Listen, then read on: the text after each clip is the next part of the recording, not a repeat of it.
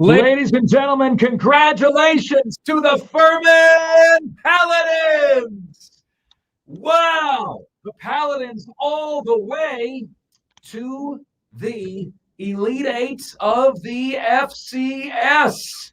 Fantastic to be here with you guys, Marc Ryan and Diesel. It is Offsides on a Monday edition of the show, and it is fantastic to be here with you guys right now. Here's how you can be a part of the show. You can give us a ring at 844-FAN phone. That's 844-326-3663.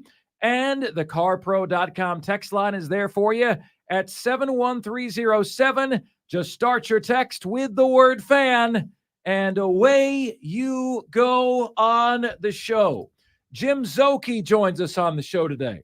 Chris Phillips joins us in studio today. Diesel, you don't know the answer to this. And I try my best. Guys, one of the things I love about this business and this industry is that no 2 days are ever the same. No two shows are ever the same. And I actually love the summer when there's not a lot going on, regardless of whether you're in a pro market or a college market or an NFL market or a college football market. The summer gives you a lot of blank canvas days. And I love when you guys have no idea what I'm going to open up with, right? Today is kind of a more predictable day, even though you don't know the takes as well, right? You don't know which direction we're going to go and everything. But, it's one of those days where you've got something that is so irritating, so out there, so in your face that we've got to share with you what we think and what we feel. And we most certainly will. Jim Szoke joins us on the Carolina Panthers, as I said. Today on the show today, I'll look at the bowl games that are there. What do we think? Most intriguing to least intriguing. What would a 12-team playoff have looked like this year? But between now and then, so much on the travesty that is the college football playoff. Now, Diesel, on Friday, you might remember we did a little contest, a little challenge, where we tasked people with giving us the 4 teams that were going to make the playoff.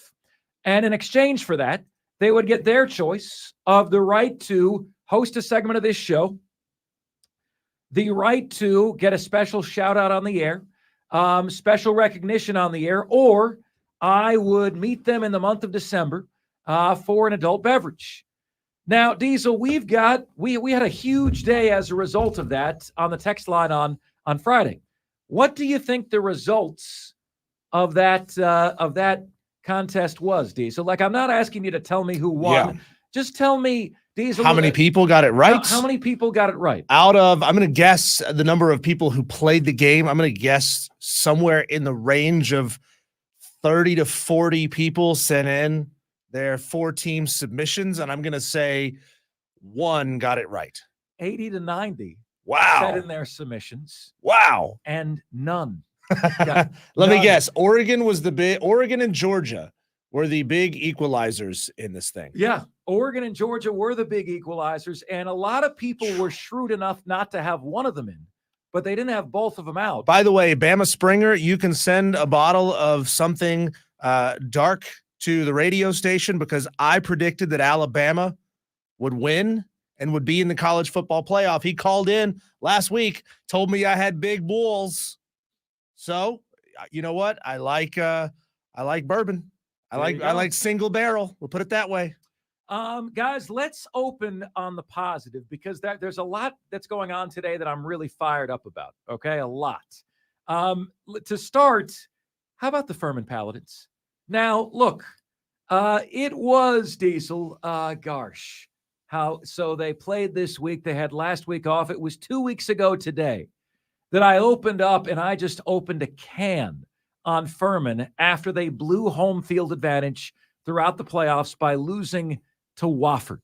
All right. And I essentially spoke on the air in that segment 2 weeks ago today, the same way that I would if I was Clay Hendricks speaking to the team in the locker room after the game. Like I was so disappointed with what they had on the line, that a 9-1 team could fail to show up against a 1-9 team that happens to call themselves your rival. I couldn't believe what was blown. Well, they weren't with their QB1. That by itself shouldn't be enough to lose you that football game. But I guess it was. Guess who else wasn't without their QB1 over the weekend, Diesel, or their QB2? Yeah.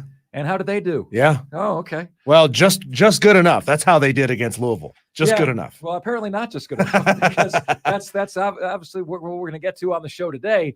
But how about the Furman Paladins? Shout out for advancing. They were just a 2.5-point favorite over Chattanooga. They played last month. The score was 17-14. This game was never in doubt.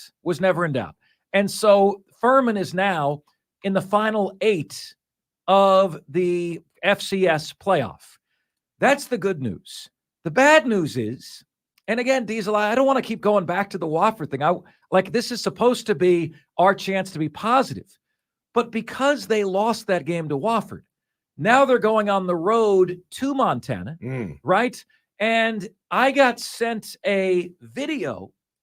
Diesel, I got sent a video by our friend Brandon Keeler over the weekend, and I just want to show you what Furman is going into this weekend. And you think, Diesel, when they're standing on that sideline, you think they're going to wish that they prepped a little bit harder for Wofford? I think he needs to move the rabbit ears on his TV a little bit. It's a little, picture's a little fuzzy. Yeah. No, it's called driving snow. They're playing in a blizzard. Yeah. And Furman's going there because they couldn't find a way to beat Wofford. And 1-9 Wofford, they couldn't beat them. So now Furman's got to go to like 20 below and survive that experience. And Delaware couldn't survive that experience. They got blown out by Montana. And Furman's going to be a big underdog in this game. I'm pulling up the 10-day forecast right now. Let's see. Next Saturday, anticipated weather in Missoula, Montana, a high of 34. Oh, boy. Mostly cloudy with a 15% chance of precipitation. Not too windy, so you got that going for you. Just southeast winds, 4 miles an hour. Yeah. And see, I am the dude who says to you guys, I don't want to hear you guys tell me that your winters are mild. That's like you telling me that the chicken wing is mild when you've thrown ghost pepper on it. To a Florida guy, this ain't mild, okay? This isn't mild at all.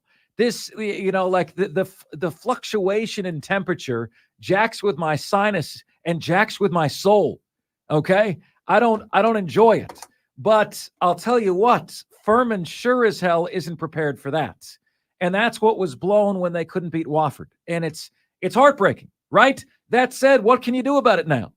What can you do about it? You were ranked number 2 in the FCS. You've made it all the way to the final 8. Can you take it one step further?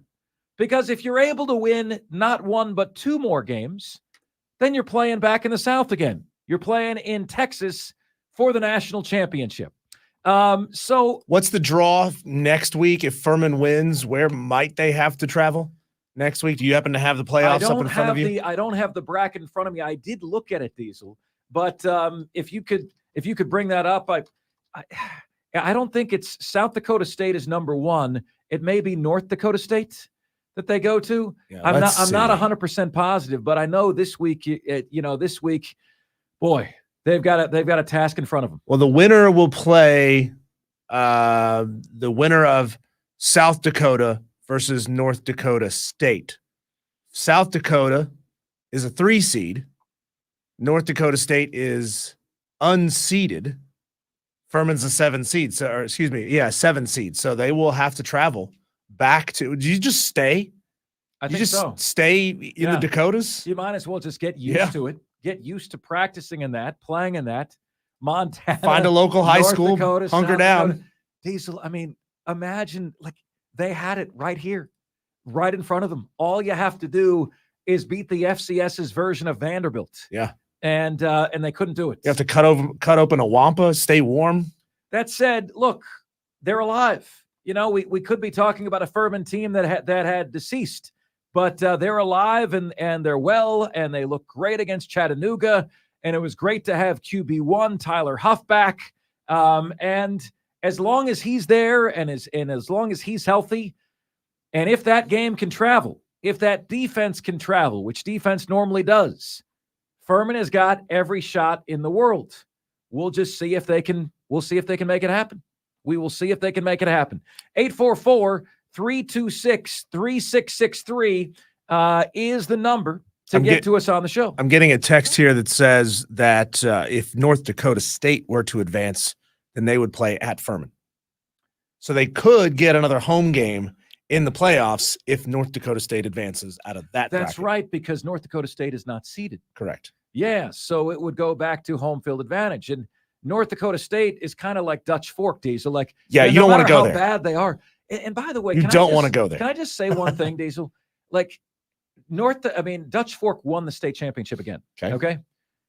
Should you be able to win the state championship if you were at 1 point 2-5?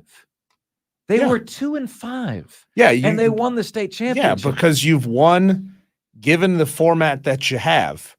It's like, would you tell UMBC that they hadn't won the national championship if they made a magical run all the way through the NCAA tournament?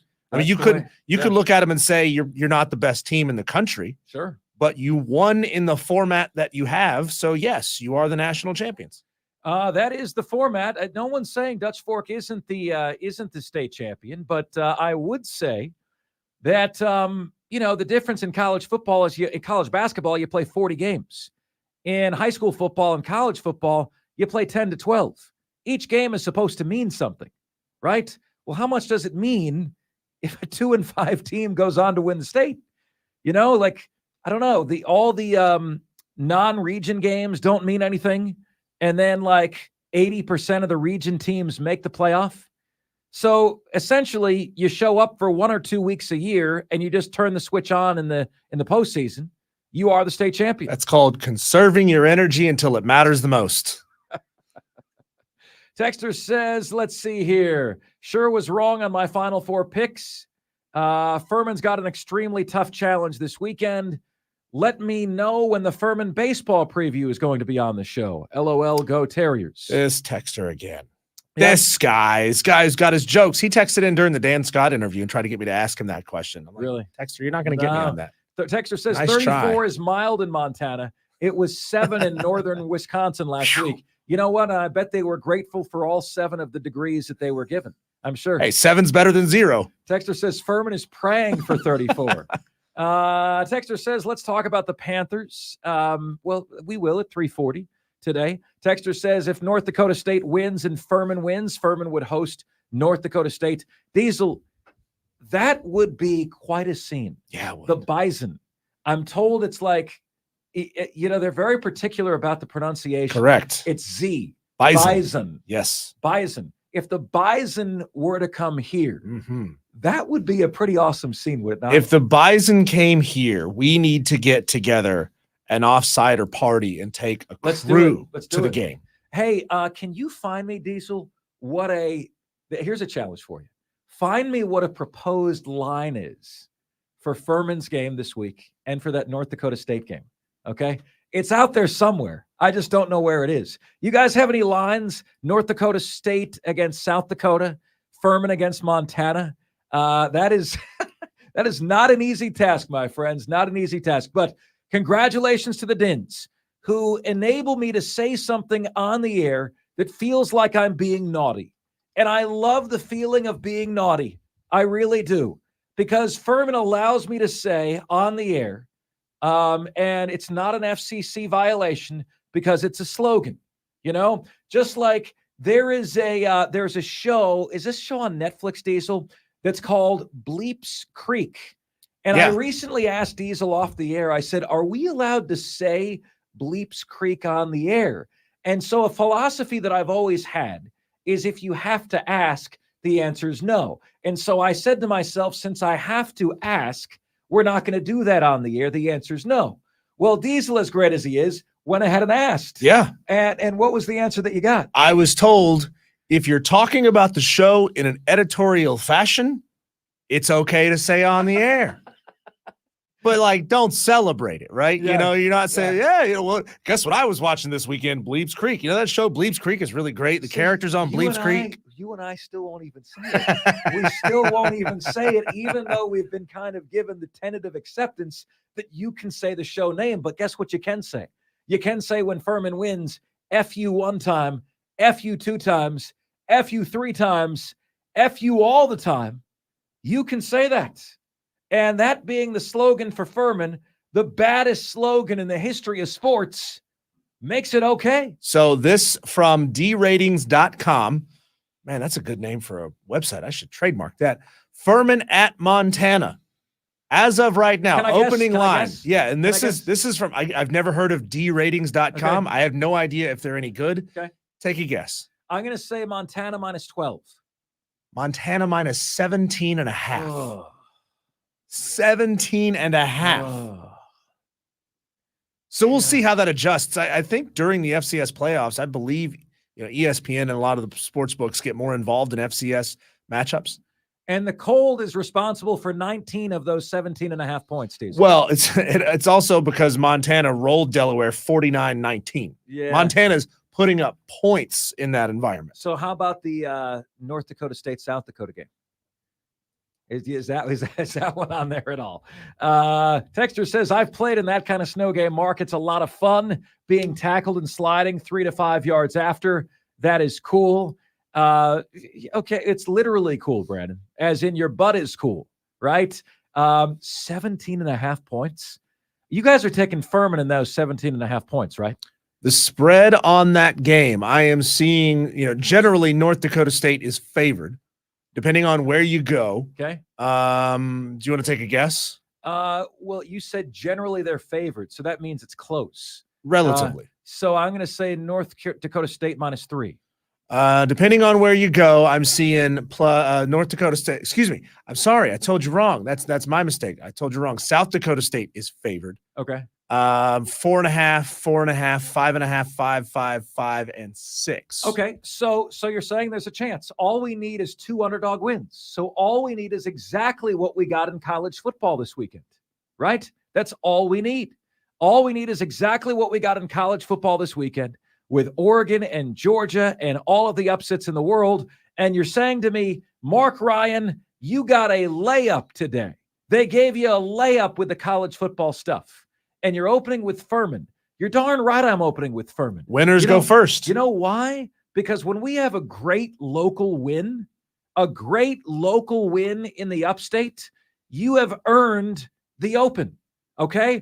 I'm not going to strip something from you that was earned, which is more than I can say for what the College Football Playoff Committee did to Florida State, all right? When Clemson beat South Carolina in the rivalry game, they open. When the Greenville Triumph win USL League One, they open. When Furman wins an FCS playoff game, they open. When Furman is the feel-good story and the Cinderella of March Madness, they open. When a good local story happens, they open. And I don't care what other people think should open the show. The good local story earns carte blanche, earns the pole position. Now it's time for my blood pressure to raise, and it will do so, I'm sure, to an unhealthy level. When Offsides continues right after this.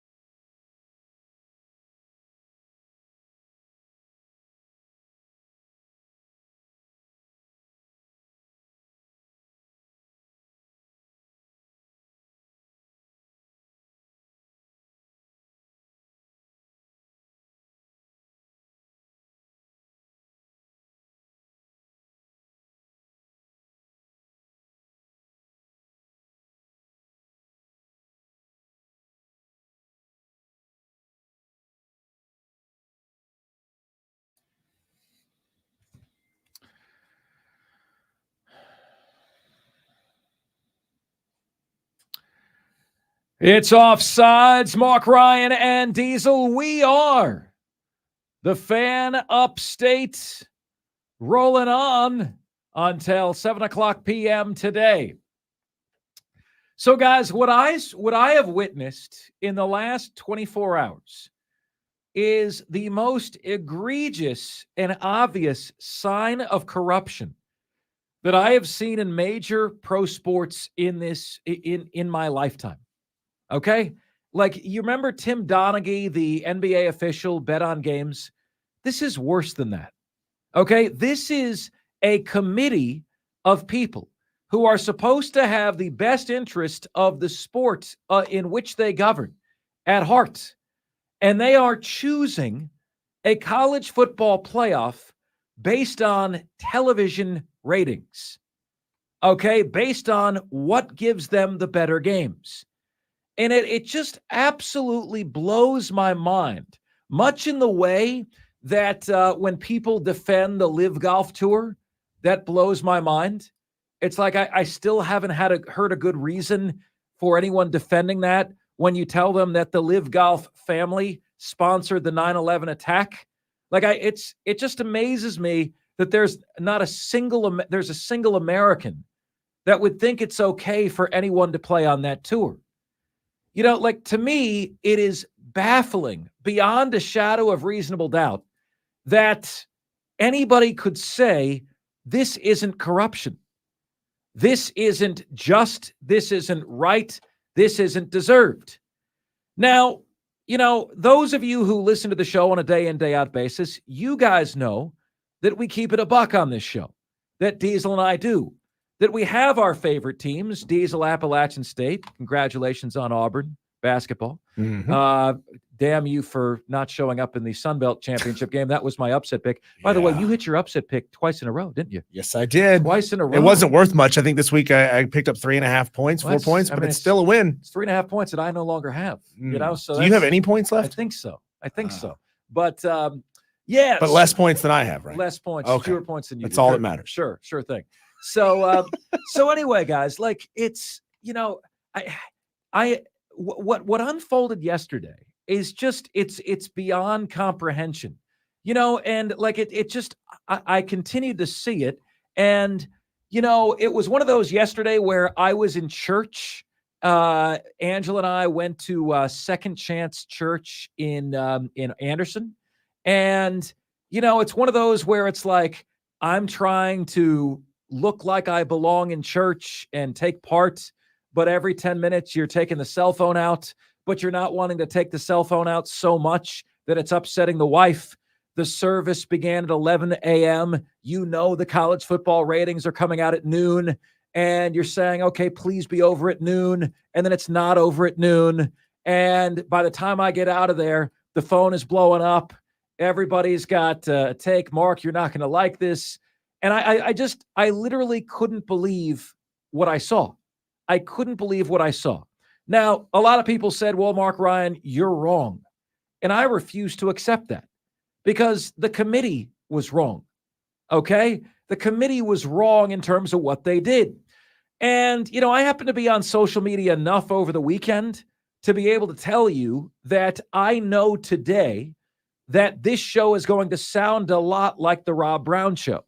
Normally, our two shows have very, very distinct differences. We are very different flavors of ice cream.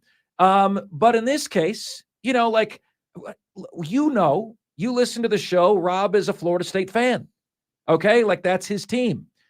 I am a Florida State hater. But I am so compelled to fight for what I think is right, you know, that here you have a guy in myself who at the beginning of the year told you erroneously that Florida State was the most overrated team in America. And here I am 3 months later telling you that their omission from the college football playoff is the most grave and most corrupt injustice I've ever seen in sports in my life. I don't even know how you make sense of this at all. I can tell you to start that they have made college football worse. And they've made college football worse because I want to be against the 12-team college football playoff. I want to be against that, right? Like I do not feel the college football playoff, the 12-team college football playoff is going to properly feature the best games in the sport. It's very much a quantity over quality argument. Those who like the 12-team playoff say, well, more games are going to matter. That's quantity. Those who are against it say, yeah, but the best games are going to matter less. When Michigan plays Ohio State, it's not going to be all or nothing. When Alabama plays Georgia, it's not going to be all or nothing. It's just going to be for what will feel like a meaningless conference championship or seeding, you know. But folks, when you put out BS like this, I'm suddenly all for a 12-team college football playoff, even though it lessens the importance of our biggest games. And I'm all for it because I can't handle a bunch of morons getting into a room ever again and coming up with something as corrupt as this. All right? I can't handle it. Now, what I would have done if I was the college football playoff committee, who would have I had in? I would have had in Michigan, Washington, Florida State, and Texas. That's who I would have had in. What I felt the committee would do was put in Michigan, Washington, Florida State, and Alabama. What blows me away is that Florida State was on the chopping block and then was in fact axed. You can't say Jordan Travis's absence makes FSU a different team, but ignore how much better Alabama is now versus where they were in September. Do you guys want a little reminder here? The week after Alabama lost to Texas, Jalen Milroe was benched against USF, and Alabama was tied against the USF Bulls 3-3 in the third quarter. Okay? So the Alabama that Texas beat was not even close to the Alabama that just beat Georgia. It's not even close to the same team. And so I thought what the committee would do is say, you know what? Head-to-head matters. However, Alabama beating number one in December matters more to us than Texas beating a junior varsity version of Alabama in September. This matters more. I thought that's what they would be. I thought that's what they would say. I just knew that the debate was going to come down to Alabama or Texas, right? You heard Josh Pate on this show. What did Josh Pate say? He said Florida State is in with a win, and quote, I'm not interested in hearing any argument against that. He's not interested. Then he said Alabama is in. So Josh Pate was showing you who his playoff four is. Alabama, Florida State, Michigan, and Washington. He's showing you who they were. And then, inexplicably, they came and they tried to pull this subjective BS out that we went with the four best teams, which is only a matter of opinion. And they tried to throw out, Diesel, the BS that Florida State, with a third-string quarterback, did not look like one of the four best teams. But here's what I can tell you, Diesel. You know what Florida State would have been favored by against Louisville? You know, I can tell you what that number is because Kelly Ford's model doesn't account for injury. So Kelly Ford said that Florida State's favored by 9.5 over Louisville with Jordan Travis. Mm-hmm. They won by 10. They covered the spread with a third-string quarterback. And you've got people pulling style points when Florida State scheduled LSU and beat them. And imagine having to defend your enemy. I mean, that's what I feel like. I just can't believe what I'm witnessing. I can't believe what I'm seeing. This should not come as a shock to you, Mark, as somebody who has argued for the little guy since I started on this show. The underdog being left out simply because we don't think they can compete is an argument that I've been screaming about for years on this station. It's somebody deciding for you that you're not good enough to even get a chance. That's exactly what's happening right here. The committee decided for Florida State that without Jordan Travis, they're not good enough to even get a chance. It sucks. it's a really crappy place to be. You know, it's like the show Bleeps Creek. It's a Bleeps Creek place to be.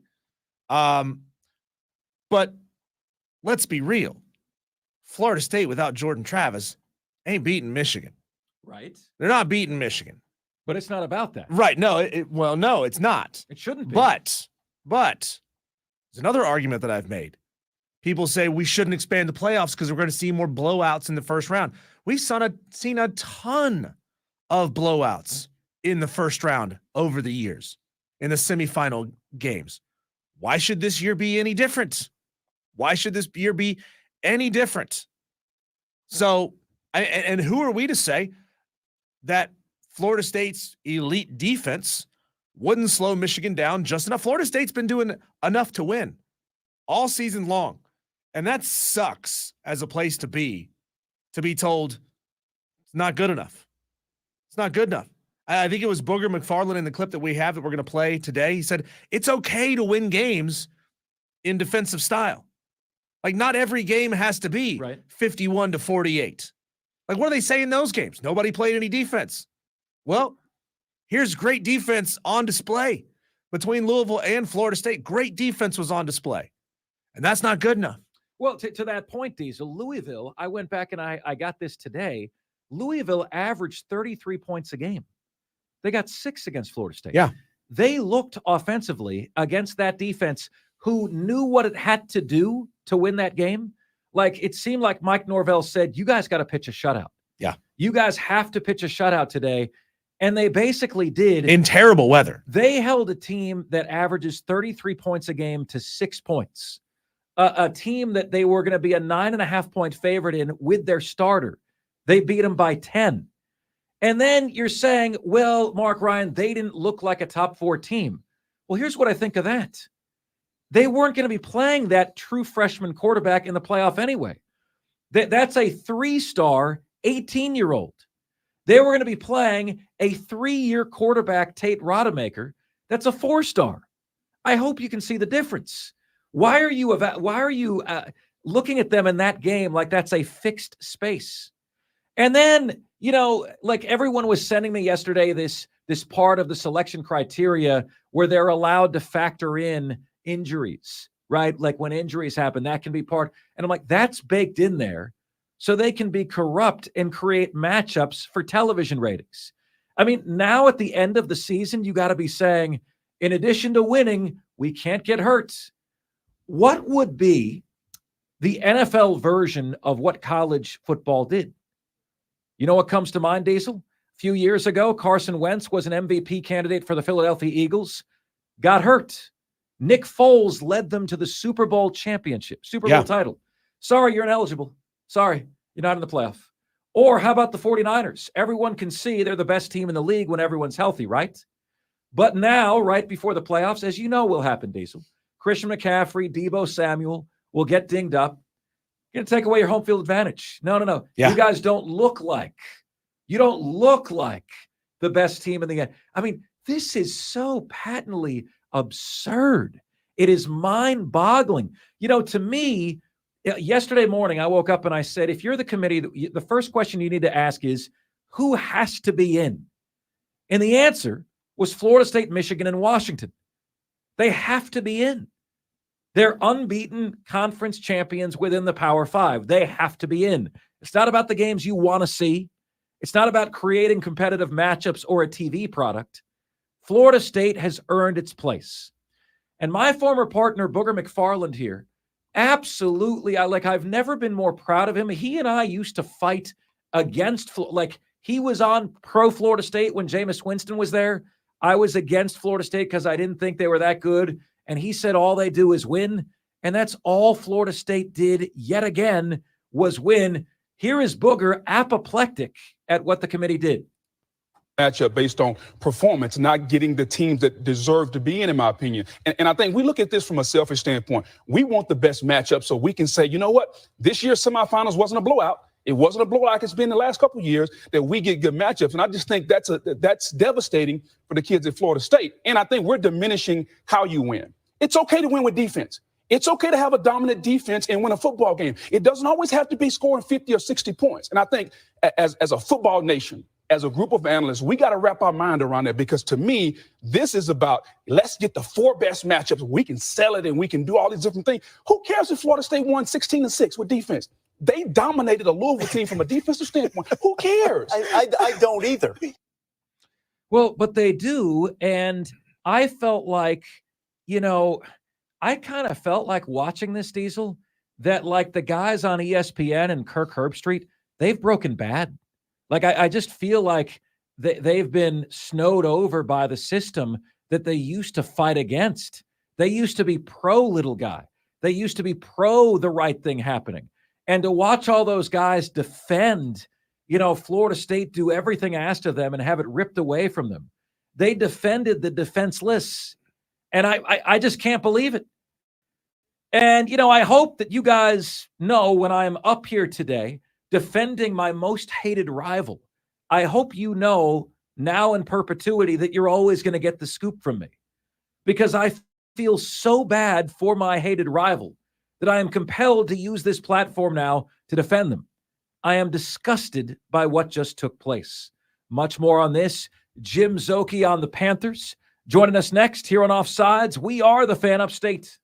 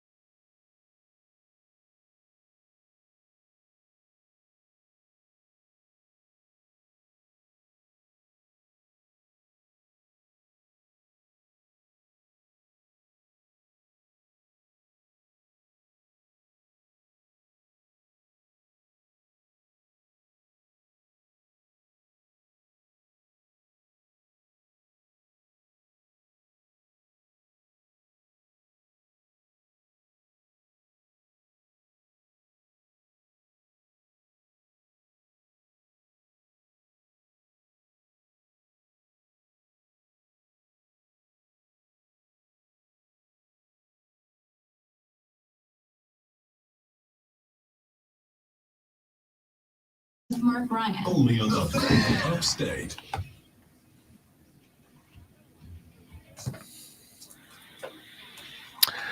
It's Offsides. Marc Ryan and Diesel. We are the Fan Upstate, rolling on until 7:00 p.m. today. Great to have you with us. The Carolina Panthers fall yesterday to the Tampa Bay Buccaneers, 21-18.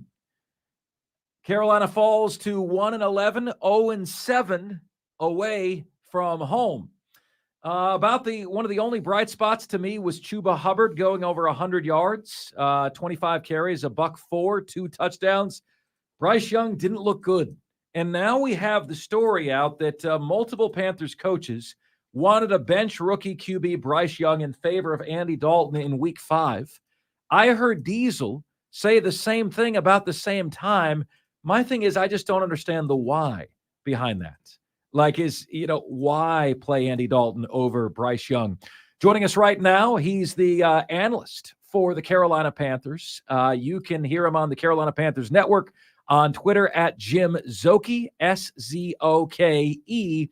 When you hear that, Jim, play Andy Dalton over Bryce Young, it gives you a better chance to win. He's better right now than Bryce Young. You don't draft a quarterback number 1 not to develop him. Why was there perhaps some momentum within the building to do that? I'll be honest, I'm just hearing this for the first time. Where is this being reported from? Diana Rossini, The Athletic.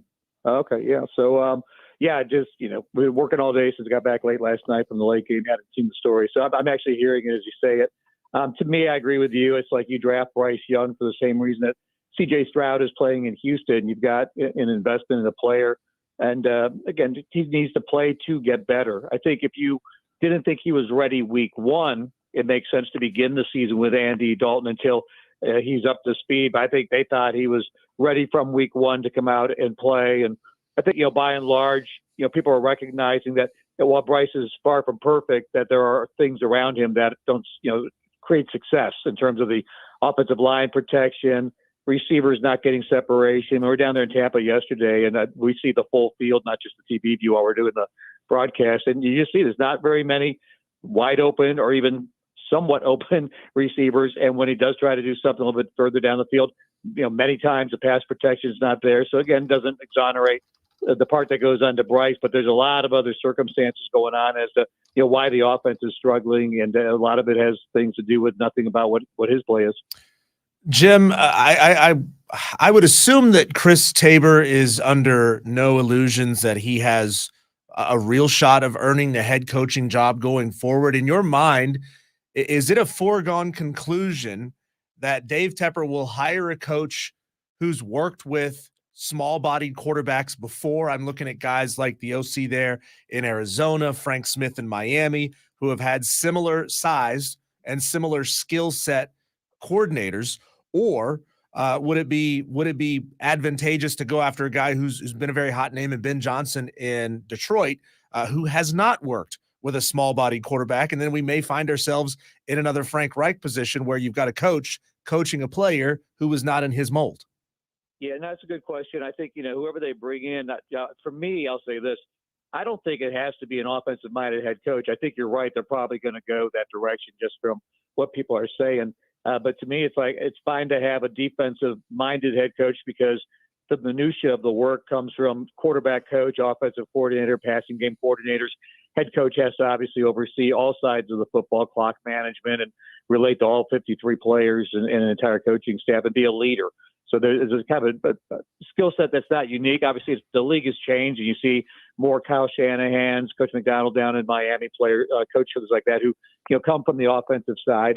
I do think they probably, my guess would be, overall the staff will be centered around what you're talking about is like something modern day football that's not the traditional quarterback of 10, 15 years ago, the drop back passer.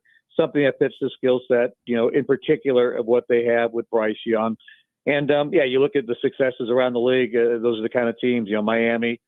It doesn't have to be small so much, but just innovative. San Francisco, places that are going to figure out innovative ways of getting Bryce in the right settings and the right protections. We saw yesterday, just with Thomas Brown, a lot more motion with the receivers. We saw more under center with Bryce, which I think helped the running game. You talked about Chuba had a better day.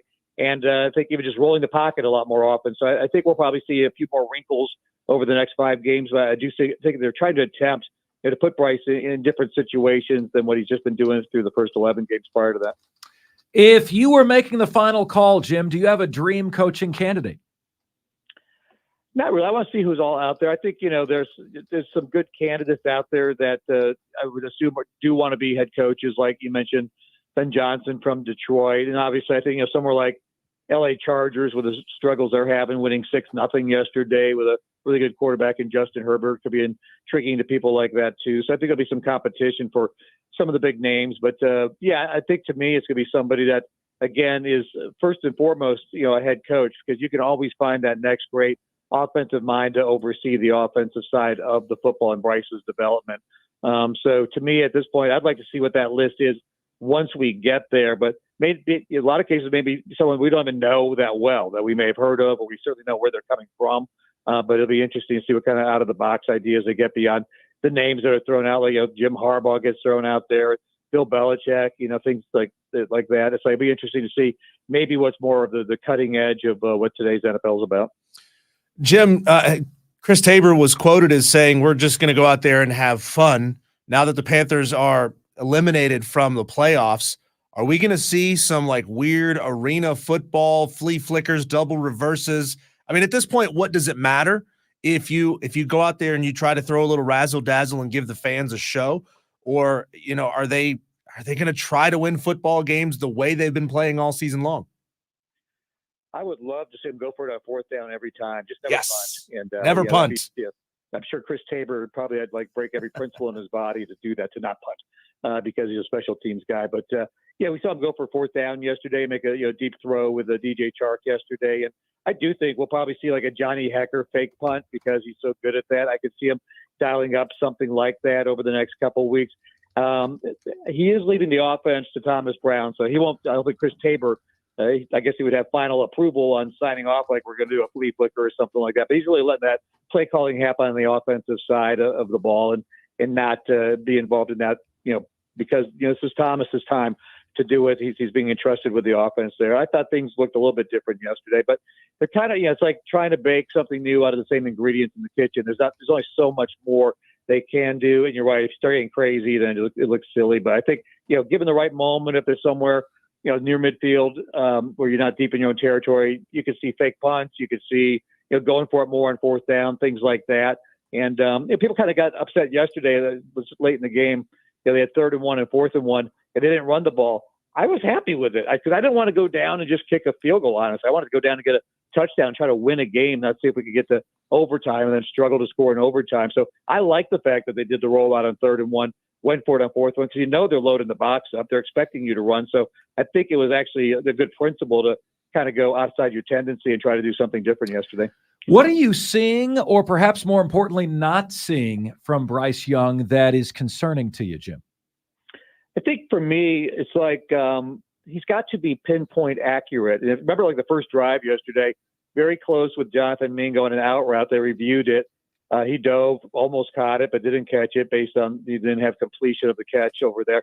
Things like that where, again, I don't know, sometimes that's more the receiver's not exactly where he's supposed to be, but let's just say he's just a little bit off. He's just got to be really pinpoint accurate where he's catching receivers in full stride, where they can catch the ball and run, where they're not diving for the ball and either coming up with it or not coming up for it. And I know, again, with all the things we mentioned that make it difficult for him to be able to do that, we're asking a lot probably. But I think that's the next step in the evolution is just that, where it's not a high degree of difficulty catch, or when they catch it, the play ends because they're on the ground at that point. It'd be cool to see more like what Mike Evans had yesterday on that 75-yard touchdown. Hit in stride on a deep, kind of a dig route or post route, and then just able to catch it and run and get more explosive plays where guys are running at full speed as they collect the ball. Jim Szoke, color analyst, Carolina Panthers. Thanks so much for all you do for us, bud. Have a great week. Thanks for keeping inviting me. Anytime, buddy. Anytime. Jim Szoke. Thanks for keeping inviting me, he says. I really like that guy, Diesel. I really like Jim Szoke. Just the vibe about him. Like he's got this no-nonsense approach, but also like he's got a sense of humor about it. Because I think he gets, Diesel, like, what did I say to you off the air about this today? It's like, what do you say about the Carolina Panthers? They've already made the coaching change. Yep. They might not win another game. At this point, every week that we talk Carolina Panthers, does it not feel like Groundhog Day? Like literally, It's just like, what can we ask that hasn't already been asked? I did not mention the team name, Tampa Bay Buccaneers, until the 35-minute mark of yesterday's Carolina kickoff show. Didn't talk about the game at all until 35 minutes into the show. I don't know if that's a good or a bad thing. I'm like, look, Anish Shroff, Jim Szoke, they're coming on after me. They can break this game down. I like to talk storylines. I like to talk what's interesting. We spent the entire first segment talking about how much David Tepper's an idiot.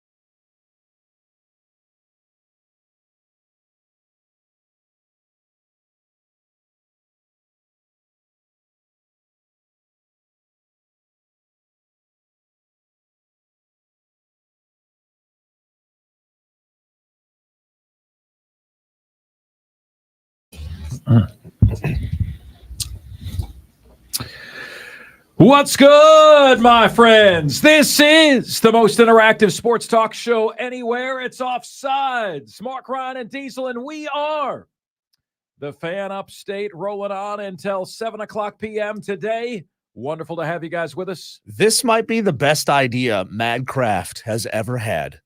He's on the YouTube chat, and he says, since he's just learned that Chris Phillips is coming into the studio live, Brandon says, man, I really wish I was there to meet the guy. Madcraft says, Brandon, let's go make signs and stand outside of the window like College Game Day. Oh, that's funny. Yeah. That'd be like TRL right here at the Odyssey Studios, man. I love that idea, Madcraft. Best College Game Day signs I've ever seen. Okay. I've ever seen. All right. It was Ohio State against USC, Trojans against the Buckeyes. One sign said, Trojans have a leaky defense.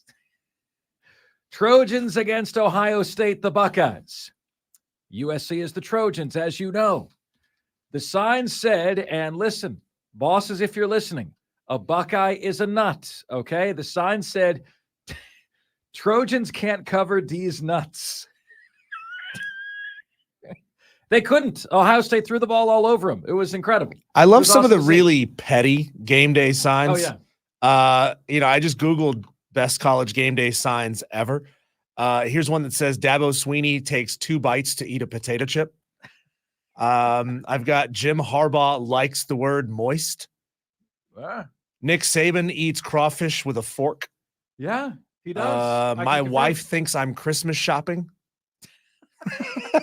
It's awesome. This is great. Really good stuff. But it's better than what happened with the college football playoff, guys. It really is.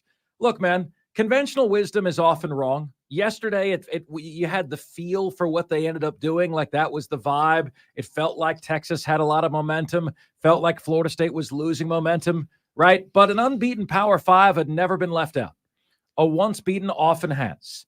I continue to feel like it was coming down to Alabama and Texas because Florida State just had to be in. Now, you could make a case against any of the teams that were on the bubble, right? You had 3 teams for 2 spots. The case against Alabama was they lost to Texas head-to-head, and the games have to count, all right? The counterpoint to that is they lost to Texas in September when, obviously, teams change over the course of the season. Alabama's win over number 1, Georgia, that was the team that the committee thought was the best team in the country, right? Georgia, they're number 1 overall. What's the beef, right? Well, you lost to Texas head-to-head. The case against Florida State was obviously Florida State wouldn't be favored against any team in the mix without Jordan Travis. The knock against Texas was that they beat junior varsity Alabama in September. A much different team just beat Georgia. There were strikes against every single team, right? And then you started to hear this cry, give us the 4 best teams. But the problem is the same folks who are crying for the 4 best teams, those folks want to leave Florida State out. They don't have Georgia in, Diesel. In other words, you can't say Florida State is left out for the 4 best teams if Georgia isn't in there. Because guess how many teams Georgia would be an underdog against in a game played tomorrow? 0 or 1. I'm told Michigan would be either a pick'em or Michigan -1 against Georgia. Georgia would be favored against everybody else. So if you want to do the subjective best team BS, okay, then Georgia needs to be in this thing. It's whatever you want it to be. You guys can mold this to whatever you want, and no matter what anybody says, you have an excuse, right? Yeah. Florida State didn't make it because we wanted the 4 best teams. Well, then where's Georgia? Georgia lost. Oh, but you said you wanted the 4 best teams. They're one of them, according to Las Vegas. But they lost. So in the end, it has to be merit-based, guys. This was entirely a paper decision. This was an on-paper decision, not an on-the-field decision. This was, what do the numbers tell us? And we're just going to do whatever the numbers tell us. We're not going to care about what actually happened on the field. It sucks. I've got a piece of audio here that I absolutely love, man. And it's a little bit lengthy, and I just want you to hear this because you're going to hear a man die on live television. Okay? Die. It's Dan Mullen, former Florida coach. There's a lot of Gator fans that don't want to hear what he has to say about anything. But, Trevor Maddich was going through the same tired line, Diesel, of 4 best teams. And I just want you to listen. Like, you tell me, this is going to be like the Forrest Gump scene. Shrimp fricassee, barbecue shrimp, fried shrimp. How many different ways does Dan Mullen cook Trevor Maddich on ESPN on live television? Here's that exchange. With their third string guy, because they had to go to Wildcat, with their third string, because they had to go to Wildcat, with their third string guy. So the committee is looking at, especially I think that Florida game, and saying that, okay, this is what we have to make a determination on. What happened in that game? And based on the totality of where Florida State is now, is Florida State one of the 4 best teams? And I think what they decided, if not in these words, is this concept. Florida State showed in those 2 games that they're basically Iowa right now. They have great defense, suspect offense. Well, the same day you're talking about this Florida State game, the Alabama team, who we just shoved right in, they're the greatest thing of all times, played an Auburn team who had been absolutely boat raced by New Mexico State. I mean, embarrassed by New Mexico State the week before, and needed an absolute miracle to beat an extremely below average Auburn team. And so, but I guess I'm sorry, that was not with their backup and third string quarterback. That was with Jalen Milroe, who is like, has to be, Jalen Milroe is the guy. They could barely win that game. So I think, to me, and it gets into the biggest thing, and I love the criteria. The criteria is the best team. Well, how do you find the best team? Okay, the best team subjectively, well, it was already done. The best team yesterday going in, Georgia was the number 1 ranked team. Okay, so the committee thought they're the best team. They're the best. Like that, we don't need to see a game. They're the best. Okay, because it's subjectively. Las Vegas had them as a big favorite. Subjectively, they're the best. Objectively, we went and played a game. And when you played the game, oh, lo and behold, maybe they're not the best team. In the movies, the hero always wins. The best team, who we subjectively think is the best team in college sports, doesn't always win. Maybe who you think is the best team doesn't always win. So in the game of football, what makes it so special is you have to play the game. And when you play the game, someone wins and someone loses. And if you play it 10 times, it might be different. But in college football, you get to play it once usually. You play the game, someone wins, someone loses. And you know what Florida State did? All they did was win. Win, win, win. I love that. I mean, he absolutely destroyed them left and right. The whole objective versus subjective argument. You can't say the 4 best teams because you don't know who the 4 best teams are. All you can do is say, hey, challenge yourself in the non-conference schedule. Win all your games. That's all Florida State did. And you're going to tell us that you think they're not as good when we already have Ohio State winning the national championship with their 3rd stringer back in 2014? Look, guys, there was no right answer here. The committee didn't get it right. I didn't get it wrong. We had a contest with you guys on Friday. Not a single one of you guys got it right. Okay? The cardinal sin was there either way. You know what they say about people who assume you make an ass out of you and me. The cardinal sin was going to be you assume Florida State is worse now and you neglect their record. The cardinal sin was going to be you keep Texas out and you ignore their head-to-head. The cardinal sin, if you kept Alabama out, is you're shunning the team who beat number 1. But they were least troubled by number 1 on that list. They were least troubled by the cardinal sin of assuming Florida State is worse now and neglecting their record. It's the same reason, Mark, that I've argued you shouldn't keep a group of 5 team out of the playoffs simply because they play in a perceived weaker conference. You just don't know what will actually happen in the games. That's why I love the idea of the 12-team playoff. Love the idea. In most years, a lot of these games are going to go scratch. You know, the 1-12 matchup. Not that 1 and 12 are going to play in the opening round, but I'm just trying to be for simplicity's sake here. The 1 is going to beat the 12 most of the time, but every now and again, that 12 is going to go on a magical run and win a couple of games in the playoff, and we're going to love every minute of it. When that happens, we are going to love the chaos. Are people really going to argue and say, well, now the playoffs not as fun to watch anymore because the number 1 team is out and the number 12 kicked their ass? Guess what, Diesel? The 1 doesn't play the 12. Okay. Right. I know that. I'm just guess what matchup we would have had. This would have been really intriguing, especially with the injury. It would have been, Diesel, Florida State against Liberty. Like suddenly, we know Florida State's got a great defense, but can they score enough? Jamie Chadwell, unbeaten. Liberty playing Oregon now in the Fiesta Bowl. I mean, look, I do not like that the 12-team playoff makes the biggest games less meaningful.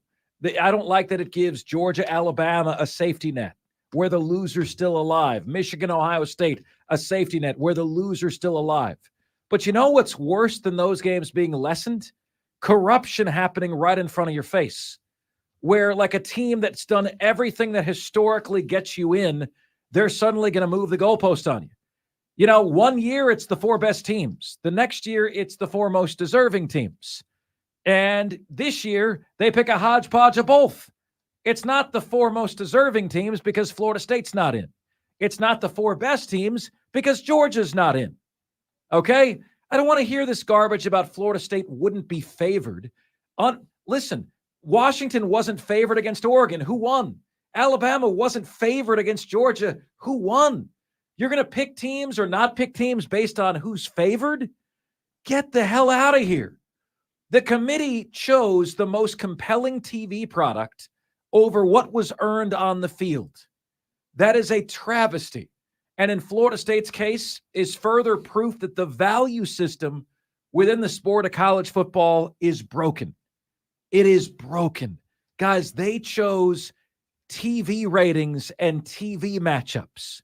They chose sexy matchups because the college football and ESPN and the networks are spending billions of dollars for these games.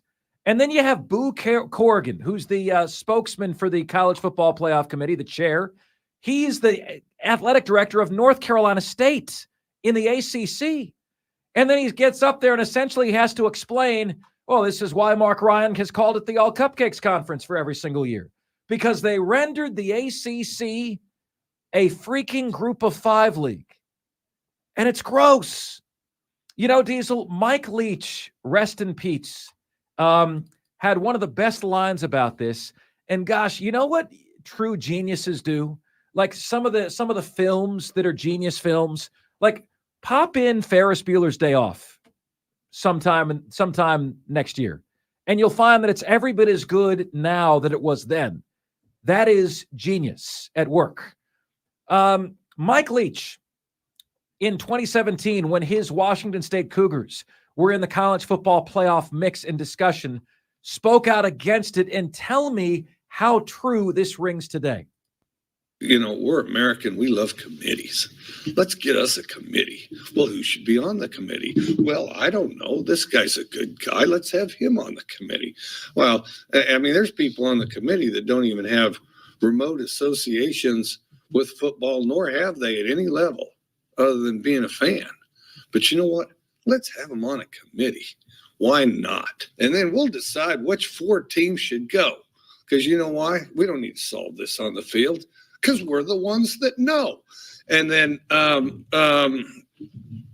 so, I mean, you know, if we're going to do it that way, we should just ask them at the beginning of the season, you know, just go ahead and you guys vote on it, figure out 1, 2, 3, and 4, and why even have the games?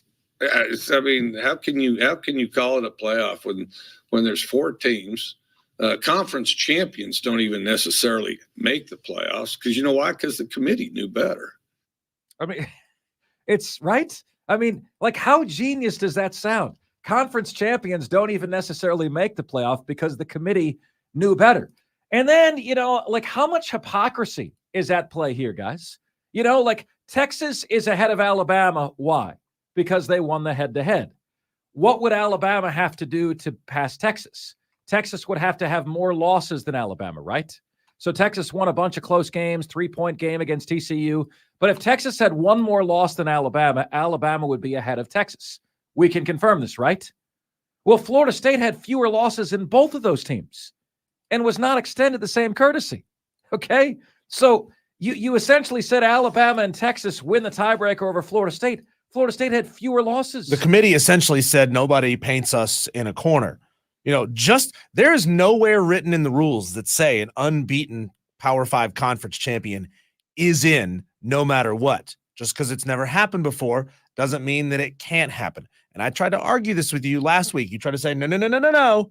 If Florida State are undefeated, they're in no matter what. There's never been a Power 5 champion undefeated left out of the playoff. And I just leaned back and I said, just wait. Just wait. It's going to happen. Never underestimate what people in suits will do to try to make more money. That's what happens. And then, Alabama gets in over Florida State, right?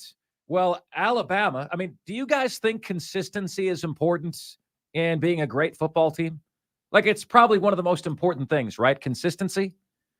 Alabama is bad enough to need a miracle to beat 6-win Auburn at their worst and good enough to beat Georgia at their best. The inconsistency there doesn't impress me. But Florida State never lost, and so they chose conjecture and inconsistency instead. Florida State never almost lost to Auburn, that lost to New Mexico State at home. Florida State was remarkably consistent. But, listen, even though Alabama can be very bad, we like them because they can also be very good, and their name is Alabama. The hell out of here. Get the Brand hell Power out of here. Invitational, my friend. Get the hell out of here. Give us the 12-team playoff, and I'll stomach the loss at the biggest games don't mean as much, okay? Because I damn sure, if corruption is going to happen, let it happen to the 13th best team in the country. Let it happen to LSU. That's who's number 13 this year, okay? It should never happen to an unbeaten Power 5 conference champion who scheduled and beat 2 SEC teams in the non-conference. The hell out of here. It's Offsides. Marc Ryan and Diesel, and we are the Fan Upstate.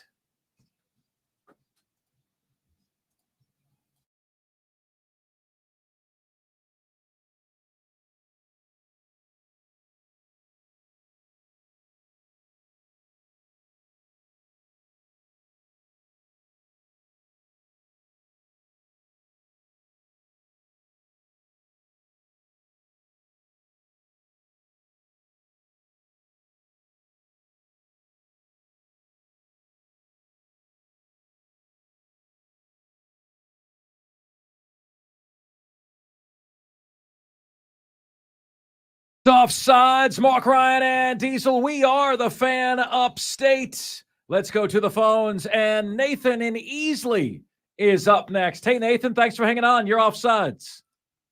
Hey, so do you remember when you were at Ingalls and Powdersville a few weeks ago? Yes, sir. Of course. I was the big guy with the kid that waited around to talk to you for a little bit. I appreciate that, buddy. Thank you. But so two things. One, if you're talking about them wanting to make money as far as, who they've got playing each other, how do you let the cheerleaders of TCU play Georgia last year, but you're not letting FSU in this year? And then if you're looking for consistency, how about let's look for some consistency in the refs against Bama? Because if you look at the last play where Milroe had forever to throw, from the time the ball was snapped till the time he threw the ball, number 65 for Bama held the defender of Alabama for the entire time, over close to 10 seconds. There was a ref 10 yards away and did absolutely nothing. And then if you look at the Georgia game, Alabama was 4th and 4. They were throwing the ball. They threw the ball, and then the first camera shot, the guy, he was laying, it was of his back. Well, then Gary Donaldson, who has an affinity for Bama, even made the comment of, how does the replay official not stop and read and look at this? Them not doing that resulted in a first down, which then resulted in a touchdown. So essentially, if they would have done their job, one, Bama would have never won the Iron Bowl, and then two, Bama would have lost by 4 points if everything else had played out the same. And I've said, Nathan, that the Hail Mary that Alabama completed, okay, this is how little trust people have in the committee not to be corrupt. I said, man, essentially Florida State's eliminated because Alabama completed that Hail Mary against Auburn. And everyone said the same thing. No, Mark, they would have put Georgia in ahead of Florida State. Even if Georgia lost. So if Alabama won that game with 2 losses, okay, we can't keep Alabama in. They have 2 losses. They lost to Auburn and to Texas. They feel like they put Georgia in even with a loss. So it's just, that people don't have any confidence that folks are going to do the right thing anymore. It's crazy. Thank you for the call. Yeah, go ahead. Yeah, but I'm a diehard Bulldog fan. And I still, if Georgia had lost and they kept Bam out and put FSU in, I still would have felt better about it than the way it ended up. Yeah, thank you for the call, Nathan. I appreciate it, buddy. So, he said, look, TCU is why you had to have Florida State in, right? Well, I'll tell you what, TCU is why many people feel like they kept Florida State out.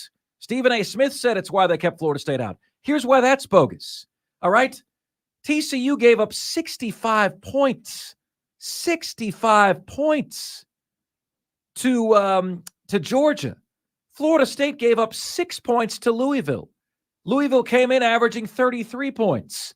Florida State's got an elite defense, right? All right, here. Let's check and see what you guys are saying on the carpro.com text line. Texter says, let's see here. Mark, maybe if you guys should quit trashing the ACC, keep calling them the All-Cupcake Conference, and this is how it manifests. Well, thank you, sir. I mean, I appreciate that you feel that we have such a powerful voice, all right? But is this result not proof of what we've been saying this whole time? The committee views them that way too. I just never thought they would keep out an undefeated Power 5 conference champion. Let's see here. If you think fans are mad at the SEC this year, wait till they put in 5 or 6 teams out of the 12 next year. I don't think it's going to be 5 or 6, guys. It's not going to be 5 or 6. As a matter of fact, what you have is the 2-loss requirement that you see. There is a cutoff at the 2-loss mark. Now, every once in a while, you'll get a 3-loss team in, but that's probably going to be a 3-loss conference champion, right? Every team that would have made the college football playoff this year had 2 losses or fewer. Oklahoma would have been 12, Ole Miss 11, Penn State 10, Missouri 9, Oregon 8, Ohio State 7, Georgia 6, Florida State 5, Alabama 4, Texas 3, Washington 2, and Michigan number 1. Let's see here. Texter says, so let me get this straight. The committee let cheaters in, and the committee left undefeated conference champions out. Oh, okay. Yeah, isn't it something? How like Michigan gets to put up the Leslie Nielsen gif of nothing to see here, while, the committee prioritizes cheaters over a conference champion who did nothing wrong, right? Cheaters over a conference champion who did nothing wrong. How could that happen? How could that be the case, right? Texter says, putting Florida State in would have handed Michigan a trip to the finals. Alabama will win by 20 at the Rose Bowl. That Louisville game was unwatchable. Florida State is going to be madder than a hornet that's been sat and farted on. Georgia better be ready in the bowl game. Cardale Jones won the title as the third string, 100%. Guys, I feel like I'm with Booger McFarland, my former co-host. I believe this is the greatest travesty, the greatest sign of corruption that we have seen in sports since I have been a sports fan.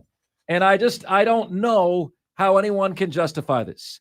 If you're on the YouTube screen, you might see a guest to our left. I have a feeling we're about to duke it out. Chris Phillips from the Spurs Up Show is in studio, and he'll join us next right here on the most interactive sports talk show anywhere. It's Offsides. Marc Ryan and Diesel, and we are the Fan Upstate.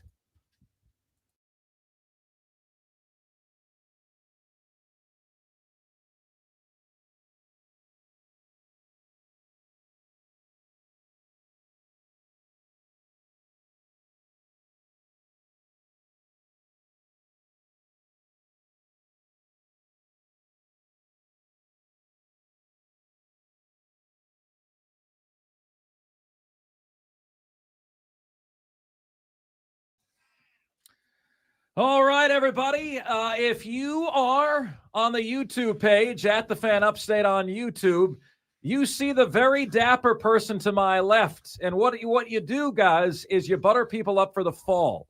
Now, this will probably be the only, and by the way, Chris, I had a bunch of Gamecock fans wanting to tell me how wrong I was and how Beamer's got a great thing going. And then I got my old man telling me today that, Mark, I just sent you a list of all the Gamecocks who are leaving in the portal, he's like, my God, what is happening there? Like you got receivers who have no business declaring for the NFL draft. Diesel, something called a Marion Brown from South Carolina declared for the NFL draft today. The guy's caught one pass in his career. Exactly. Declared for the NFL draft. So it's either like, I don't know what I'm doing, but I'm getting the heck up out of here if you are a receiver in South Carolina. And we talked about it last week on your show, Chris. We talked about, man, like I'm hearing rumblings that this drip could become a flood.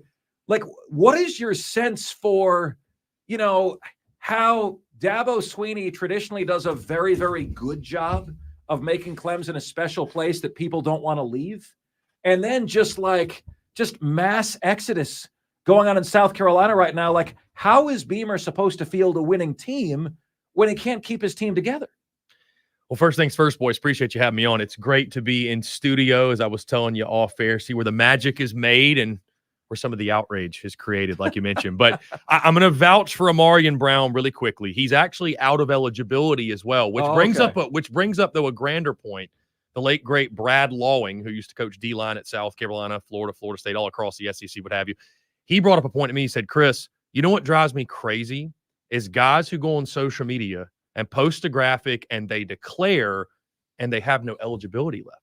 It's because everybody wants to have an announcement. Everybody wants to have a moment, what have you, which, whatever, it is what it is. But Amarian Brown, vouching for him. So he cannot come back. He's done. So he's declaring for the NFL draft. Well, he was done anyway. There's nowhere else to go. So that was Brad Lawing's biggest gripe. Rest in peace. It was a very funny moment when he told me that. But no, to your point, I mean, I think what you're seeing is the fallout. I mean, the only one that's really, really big, Mark, that I would say irks me or should irk Gamecock fans is obviously Juice Wells. That's the big one, right? Especially after 10 days before the news broke, he told you, hey, I'm coming back. Granted, he never said South Carolina specifically, but that entire situation, of course, Juice Wells himself makes it official last night. But, I think what we're seeing is just the normal roster turnover. When you go 5-7, to your point, I think what you heard was probably accurate to where I think South Carolina is looking across the roster and saying, hey, we've got to upgrade. We've got to change some things up. You're seeing a lot of guys that played 6 games in 3 years, 8 games in 3 years, didn't see a lot of action. To your point, there's been some questionable wide receiver movement. I can tell you from some of the people I've talked to in the building that a lot of those have been, maybe they were pushed out a little bit, which is the reality of the transfer portal era. So outside of Juice Wells. Yeah, but how does that happen? Why don't we ever hear about that? Why doesn't Shane Beamer ever come out and say, yeah, we had a hard talk? Like, look, Dabo makes a change at offensive line coach. Mm-hmm. We hear that Dabo said, I had a very difficult conversation. We're going to make a change there. Clemson now hires Matt Luke to be their new offensive line coach. Why don't we hear that from coaches about guys, if that is happening? No, I told him, we're good. Some of the attitude things we saw are not going to be a fit. Like, I'm just giving you an example. So it seems like when you see the transfer portal announcement that it is always the kid's decision. Mm-hmm. And you're telling me that's not the case. I've seen other people say that's not the case. The kid announced he's leaving. How come the head coaches never announce, no, the door's closed, he's been fired? Well, I mean, I think there's a number of reasons for it. I think for some coaches, it's just not their style. Maybe it makes them uncomfortable. I think for others, it's saving face and wanting to preserve relationships for future prospects or the players on their team. I mean, to your point, like, we want transparency. We want to know what's going on. But this is happening all across college football, man. I mean, I think I've seen people from 24/7 Sports, from On3, talking about, hey, a lot of people that we're talking to that are in the transfer portal, because I think there's over 1,000 players in the portal right now, which is just crazy to think about. A good number of those kids are not leaving based off of their own willingness to do so. Maybe they've been told, hey, this is where you are in the depth chart. This is where you are in our roster. We think you should look somewhere else. It's going to be in your best interest, right? Those conversations, those real conversations are really had. So to your point, Mark, I mean, I know we all wish, because it's so like pre-canned. All the announcements are the same. I want to thank this person, with that being said, season. I said that like a week ago. With that being said, season is near. So, we want more transparency, but I think it's just one of those things where it's a little bit taboo right now. It's not really, it would be frowned upon to come out and say, hey, y'all, don't freak out. That guy, we told him to leave. But there's some of them you can read in between the lines for sure. And again, man, I've had conversations with folks directly in the building on the coaching staff that I've asked about, hey, this player, what happened with this guy? And they've said, no. We urged him to go. We encouraged him to leave. So that's happening, I think, more often than you realize. Well, the truth is, though, not all portal losses are equal. Every now and again, you get a guy that leaves. You're like, oh, good. Well, you weren't really going to play anyway. Do you see anybody that has already announced off of the South Carolina roster who you're not sad to see him go? Yeah, I would say the majority is that way. I mean, Juice Wells is the big one where you're like, man, you would have loved to have had him back next year. And it's nothing against the other guys. I mean, guys, I transferred when I was in college after my junior year. Granted, there was a head coaching change, and after my freshman year, head coach got fired, pitching coach got fired. Basically, the entire staff got fired. And so I waited it out 2 more years, decided, you know what, I wasn't happy and left. So, I mean, there's some guys that certainly you look at, again, they've played 3 games in 3 years or 8 games in 3 years or whatever, and they're not getting playing time. And I mean, I don't blame the guys for hitting the transfer portal. I understand commitment, non-commitment, and as Marcus said, you know, loyalty is sort of a lost thing in college football, college sports these days. But at the same time, you know, not everybody wants to sit on the bench and just go through practice and go through the motions and not have an opportunity. I mean, a school like a Furman could benefit, a Division II school, whatever it might be. Those guys it's can out go of somewhere control. else. It's out of control. I know. I agree with you. Like, I agree with you. One transfer, or if we're going to cap NIL earnings at $1 million, you transfer. Now the cap is $750K. You transfer a second time. Now it's $500K that you can make. You have to, like the NBA does this, Chris, like free agents can make the most at their current team. It's called Larry Bird rights. The team that has the free agent can sign him for more money than anybody else. Well, college football's version of that can be, okay, your cap is lessened in terms of what you can make in NIL should you choose to leave. And now you've got serial transfers that are not all that dissimilar from serial daters who always believe there's something better, someone better out there for them. Dylan Gabriel entering the transfer portal today. What is he, 30 years old?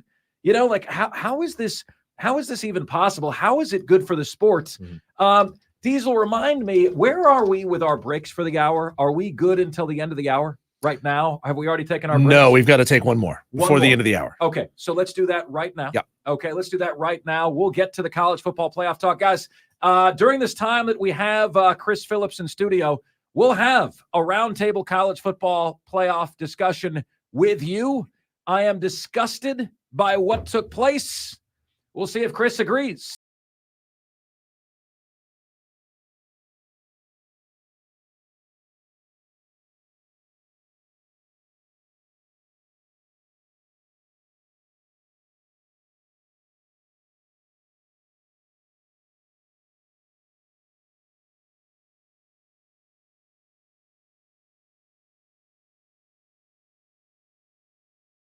A Gamecock fan talking about Juice Wells.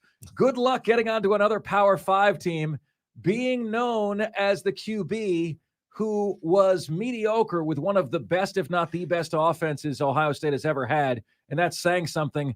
We don't want you in Columbus anyway. It's very much, you know, like you are either the dumper or the dumpy, right? You're one of those two. And fans who have players leave them very much act like they are the dumped. But guys, that is not what we want to discuss here with you right now. Okay, we want to open this up to you guys. We've got the most interactive sports talk show you've ever heard. And Chris, I hear that you are on the other side of the fence as me on this college football. I think that, to me, I was totally on the fence of the expanded playoff until I saw this, the greatest act of corruption I've ever seen, where it's patently obvious to me that they chose television ratings and, quote, the games people want to see over what they had to do, in my opinion, and that is honoring an undefeated Power 5 conference champion that scheduled LSU, that scheduled Florida, that beat them both, that there was a no-doubt college football playoff team until they suffer an injury. And then they've got it baked in that they've got license to pull that team if it creates a bad TV product because they're worried about TCU game happening again, apparently. Chris, you know, you can give me best teams all you want, and I'm going to tell you that's a subjective metric. Objectively, the evidence is Florida State won all of its games, okay? We saw favored teams over the weekend. Well, Washington doesn't deserve to be in. They're an underdog to Oregon until they weren't. Alabama doesn't deserve to be in. They're an underdog until they weren't. You have no right to tell Florida State they're not deserving. They did everything that was asked of them. And then what you're telling me is that you are going to take opinion, what you think, over what you know. And that, to me, is where the committee really fell short, man. And Mark, you make a lot of great points. And the question, did Florida State get screwed? Do their fans have a right to be upset and infuriated? Absolutely 110% yes. Florida State got screwed. Did the committee, and I heard you talk about this earlier, there really is no right, wrong. You were going to be wrong or on some different, one way or the other, somebody was going to be upset. In my opinion, though, did the committee get it right? Yes, they did. Well, because there's the only no right. There's right. no right, though. There's no it's I don't get how you can say they're right when, like, Florida State, like, if you ask yourself, what do you have to do? What do you have to do, Chris? You've got to have Michigan, Washington, and Florida State in. They're undefeated Power 5 conference champions. The debate is between Alabama and Texas.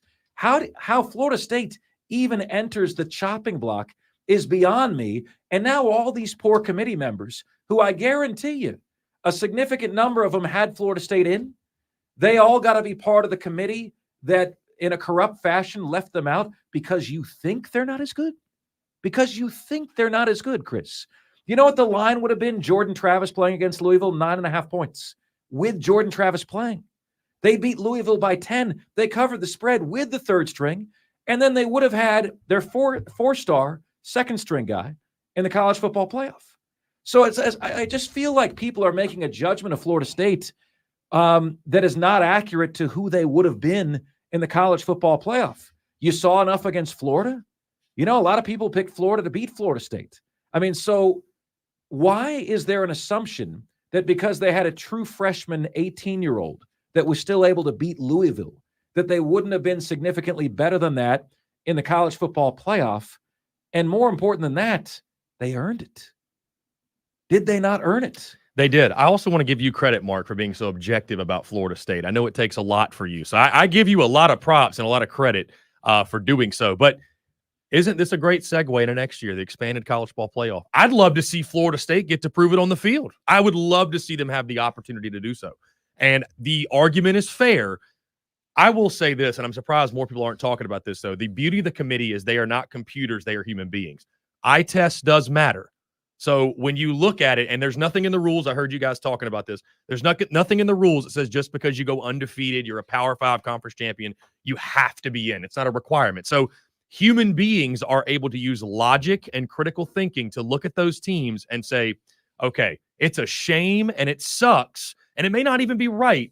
Florida State is not what they were. They're not. They're not what they were. They said the same thing about Washington against Oregon. You know who ruined this? TCU ruined this by losing 65-7 last year. To your point. Yeah, but that same TCU also beat Michigan. Nobody gave them a chance to beat Michigan the week before. So TCU, as good as they were, just proved that were a wildly inconsistent team. And if they're playing the way that they can play, they can beat anybody. But they don't always play that way. We have a question here from Brandon who wanted to know from you, sorry, to get us back to the South Carolina Gamecocks, asked if you felt like the Gamecocks, like a System of a Down song, had some toxicity in the locker room this year. I don't think so. There's no reason really for me to assume that. I mean, I think, you first look at the quarterback position. Spencer Rattler was made out to be this guy when they picked him up, that he wasn't a great teammate. He was a me guy. Everybody talked about the Netflix documentary. I mean, I commend Spencer Rattler for what he was 2 seasons in Columbia, being a great leader.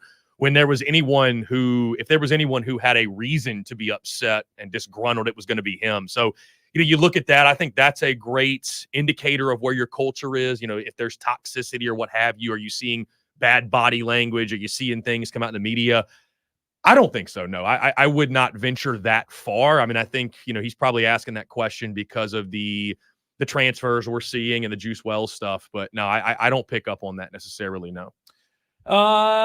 So the knock that no one wants to see Florida State. No one wants to see what happened to TCU last year. Florida State's defense would not give up 65 points to an offense led by Patrick Mahomes and Travis Kelce Swift.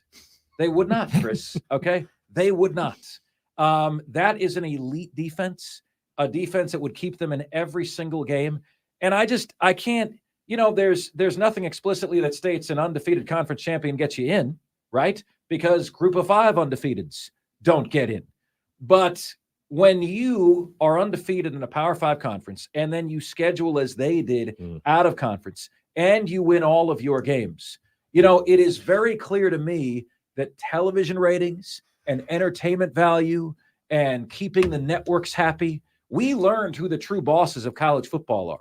And they're the networks. They're calling the shots here. They're pulling the plugs. And to see these guys who we've watched for years that would stick up for the teams that deserve it suddenly become shills for the system. I'm sorry, guys. Florida State would lose today. That is your opinion. We have the fact that they've won.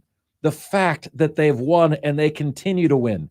Chris, I don't get how many teams with their third string QB could beat a top 15 team by double digits with an 18-year-old freshman. And then people say, oh, it wasn't impressive. Bro, if that's not impressive, I don't know what that word means, because I'd love to see the number of teams that could do to a very good Louisville what Florida State just did. It was like they never had a shot. That team averaged 33 points a game. They scored 6. I don't get it, and I don't understand it. By the way, we've got the top 5 at 5. We've got Chris Phillips in studio. We are debating this all with you guys. We're seeing the texts flood in. My friends, this is the most interactive sports talk show anywhere. It's Offsides, Marc Ryan and Diesel, and we are the Fan Upstate, rolling on until 7 o'clock p.m. today. Know you guys got a lot of choices out there. Truly do appreciate you making us part of your day each and every day. We've got Chris Phillips in studio. We've got Diesel behind the figurative glass. And we have you here on the most interactive sports talk show anywhere. Here's how you guys can take part in the show. You can give us a ring at 844-FAN-PHONE. That's 844-326-3663.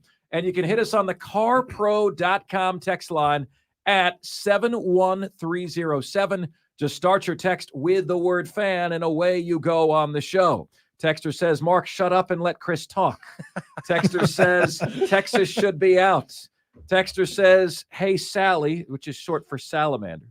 Let's see. So-and-so decided to pursue other opportunities. You see, Chris? You have your own. You have your own camera now. There. You're on. Okay. Yeah, I'm gonna come over here. Let's see. They don't want to see me. They want to see you. Keep my personal space against you, especially with your playoff stance, Chris. Please keep my stance against. Texter says, what's the point of scheduling tough out-of-conference opponents if this could still be the end result? Gator Nate says, Mark, Florida State has a 55 strength of schedule. Yeah, not their fault. Not their fault.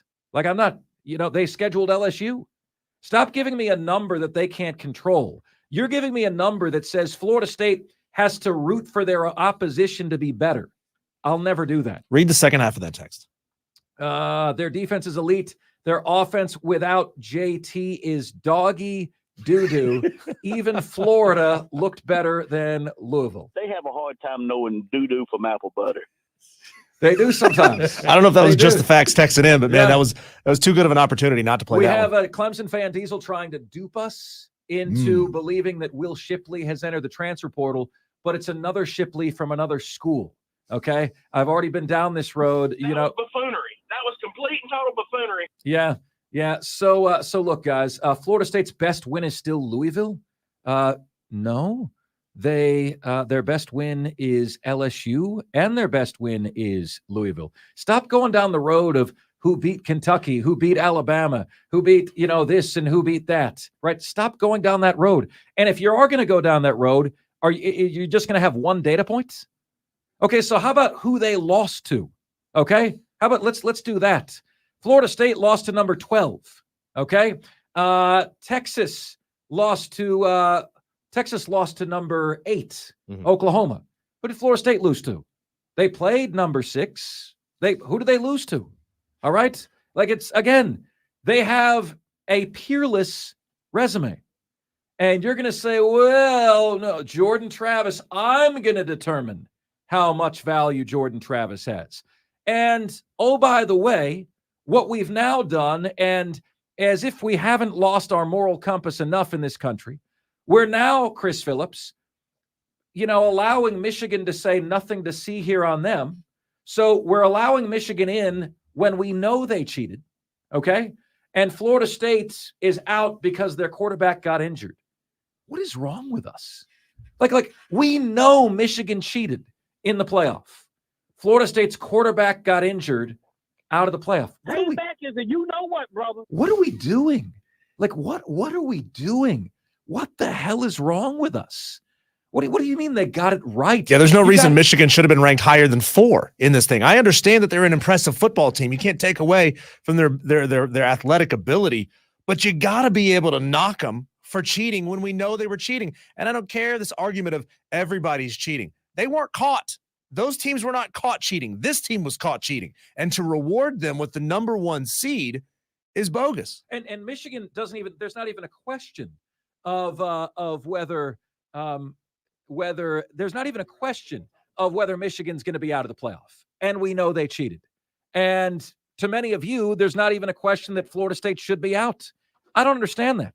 I don't frankly give a rip what games you want to see. I care about what is earned and deserved.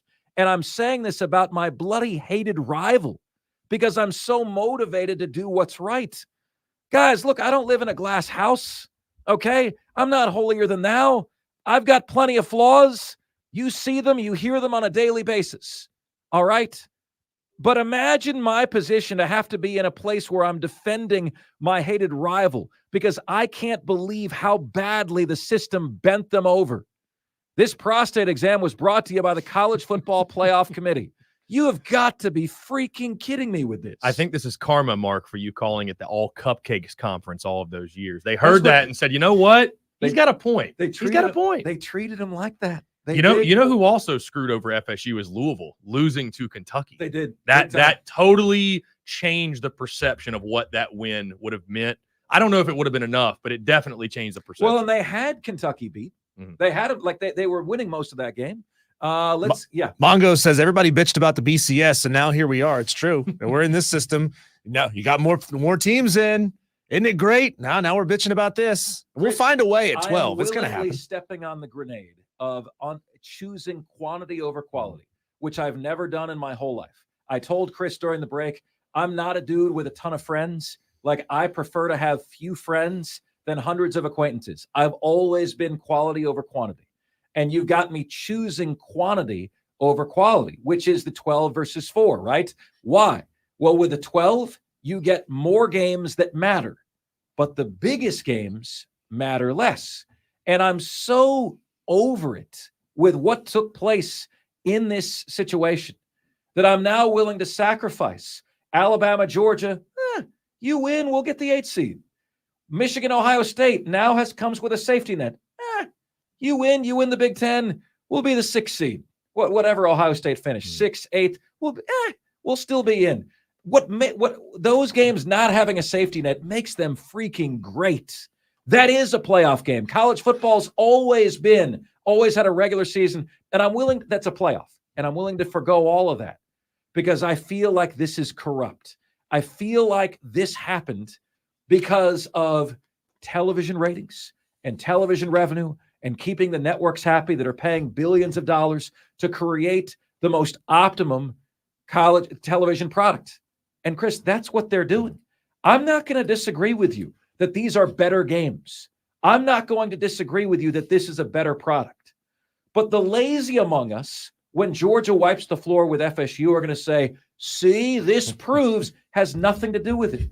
The spread, the result has nothing to do with it. They've earned the right to be here. They're not being given that opportunity. Well, think about how flawed the original system was, Mark, that there are 4 spots. There are 5 power conferences. I mean, this was going to happen. I'm surprised it took this long for this to happen. And we talk about the committee and them having biases towards certain matchups. Did you expect the committee to not have SEC bias when the SEC has run college football for over a decade? Of course there's SEC bias. I mean, we talk about SEC bias. Has the SEC not earned the bias? I mean, they've ran the sport. Well, you should evaluate each season as its own entity. But we're human beings. Okay, but you're human beings. Right. But do we not see that, okay, you're going to say Florida State wasn't impressive against Louisville. Was Alabama impressive against Auburn? Was Auburn impressive against New Mexico State? But the Georgia win trumped that. That was the biggest thing. Okay, well, what about the LSU win for Florida State? Different team with a different At quarterback. Clemson. How did Notre Dame do at Clemson? Who wins at Clemson? See what I'm saying? Like, dude, I mean, I just don't understand this at all. But to your point about the college football playoff, the season not meaning as much, we were just shown that the regular season, ask Florida State how much the regular season meant this season. Nothing. So if that's the case, the expanded playoff, let's at least take it out of the committee's hands. Like you said earlier in your show, if they're going to screw somebody over, let it be the 13th best team, not a team like Florida State in their position. There is no reason. What they've done, Diesel, tell me if you disagree. What they've done is disincentivize anybody scheduling any hard non-conference game ever. Because now, if you're 10-2, you're in the expanded playoff. Why would we ever see Florida State against LSU? You know, Florida State LSU just became Florida State versus Louisiana. Yeah. Okay. Everybody's going to schedule South Carolina's out of conference schedule. Yeah. Schedule Toledo and Gardner-Webb and those teams just so that you can go undefeated. Why would you? Like, what are we doing? What are we valuing here? You know? And then so it's like, I'm sorry that I'm asking you to sacrifice one less great game so that the team that did it the right way could be in. Yeah, Florida State would have lost to Michigan. I'd have had them at the 3 seed. Okay. They're the third unbeaten. Unbeaten goes ahead of one-loss Alabama. I would have had them in. Chris, let me ask you this, and let me ask you guys this question. Give me a yes or no on the carpro.com text line, okay? 71307, start your text with the word fan, and away you go. If Alabama had not completed the 4th and 31 against Auburn, would Florida State be in the college football playoff? Diesel, what do you think? If Alabama had not completed the 4th and 31 against Auburn, would Florida State be in the playoff? Oh, yes, they would be. They would be. Alabama would have 2 losses. Mm-hmm. They would have beaten Georgia. Okay. We don't know. You don't know how one game impacts the other, but we think, would they have been in the playoff? I said that. You wouldn't believe the hundreds of responses that I got from people saying, no, they would have taken Georgia. Like, these people are convinced in corruption. They're convinced that SEC is going to, they're going to take Georgia, who lost the SEC, over Florida State, who won the ACC and no losses. No, they'd still be out. Do you believe if Alabama's 4th and 31 falls incomplete, is Florida State in? Florida State's in. I think Georgia's at 4 if that happens, because I think what the committee would look at is say, who's out? Texas would be out. I think it would have been Georgia at 4. So because see, my see thought, how stupid this is. My like thought, Texas is rooting for Alabama to win. Oh God. To your. Oh, this is so dumb. My thought going in the SEC title was it was going to be tougher for Bama to climb into the Final Four, into the top 4, than it was going to be for Georgia to fall out. Think about how unprecedented it is. Georgia fell from 1 to 6. When does that ever happen? Ever. For Never. losing to a top 10 team. That never happened that a happens. team number 1 entering championship Saturday fell out of the playoff. The number 1 team always made the playoff. So we've had all these things that have never happened that are suddenly happening left and right. And I think it's corrupt. And I think it's all about television ratings. And it makes me freaking sick. It makes me want to bleeping puke. Goldblum said it in Jurassic Park. Life finds a way. It's not, make sure all the Diesel, this is. girls, but somehow they're going to find a way to I'm just procreate. not sure this is a football life that I want to be a part of anymore. Let's get to Crazy Ralph, who is up next. Hey, Crazy Ralph, good to hear from you, pal. Please make me feel better about this, buddy, like only you can. I don't know that I can do that because I don't think I agree with you today, Mark, but I will say this one thing to you, fella. What's happened here is karma has crawled out of hell and bit everybody right in the ass crack this week, and I love it. It's bit Kirby Smart. He left my Gamecocks at the altar. He falls from 1 to 6. Bam! Gotcha. Now, Florida State goes down there, takes Gilbert Edmonds from us, takes Jaheim Bell from us. Those guys would have been different. Oh, see, timeout. Hey, right Diesel, right pause him for a minute. Pause him for a minute. Wait, pause him. Yeah, no, pause him for a minute. Listen, Crazy Ralph, if I can get on the air and be objective about a hated rival, you're telling me you can't do the same thing because South Carolina is the minor league team to Florida State? You're telling me you can't do the same thing? Comma isn't objective, brother. Comma isn't objective. Okay. Comma bites whoever it wants to bite. And in this case, it was Florida State. You get what's coming to you, man. You play the game. You do the dirty deed. You're going to pay the piper. In this case, they're paying the piper. I got no sympathy for them. And I can't believe you got sympathy for them. They got no business in that playoff. They're not good enough. There's no way that quarterback's Based on what? there. They're Based on what? Based on what? Based on the fact that they don't get their brains beat in by anybody. No, nobody can score 30 points on that defense. They don't get their brains beat in by anybody. You're telling me Georgia's going to kick the crap out of them. I'm telling you it's going to be a 10-7 game. No, I'm telling you Georgia's going to kick the crap out of them because neither of those teams wants to be there, and Florida State's got a backup quarterback. Well, but you just said nobody could score in the defense. Well, wait a minute. When the team wants to be there, yeah. When the team is motivated, yeah. You've taken their soul away from them. Motivated? Not at all. How many opt-outs do you think will be in that game? Do you know how many? Do you know how many Florida State fans, like I've actually read this as a conspiracy theory of what they want.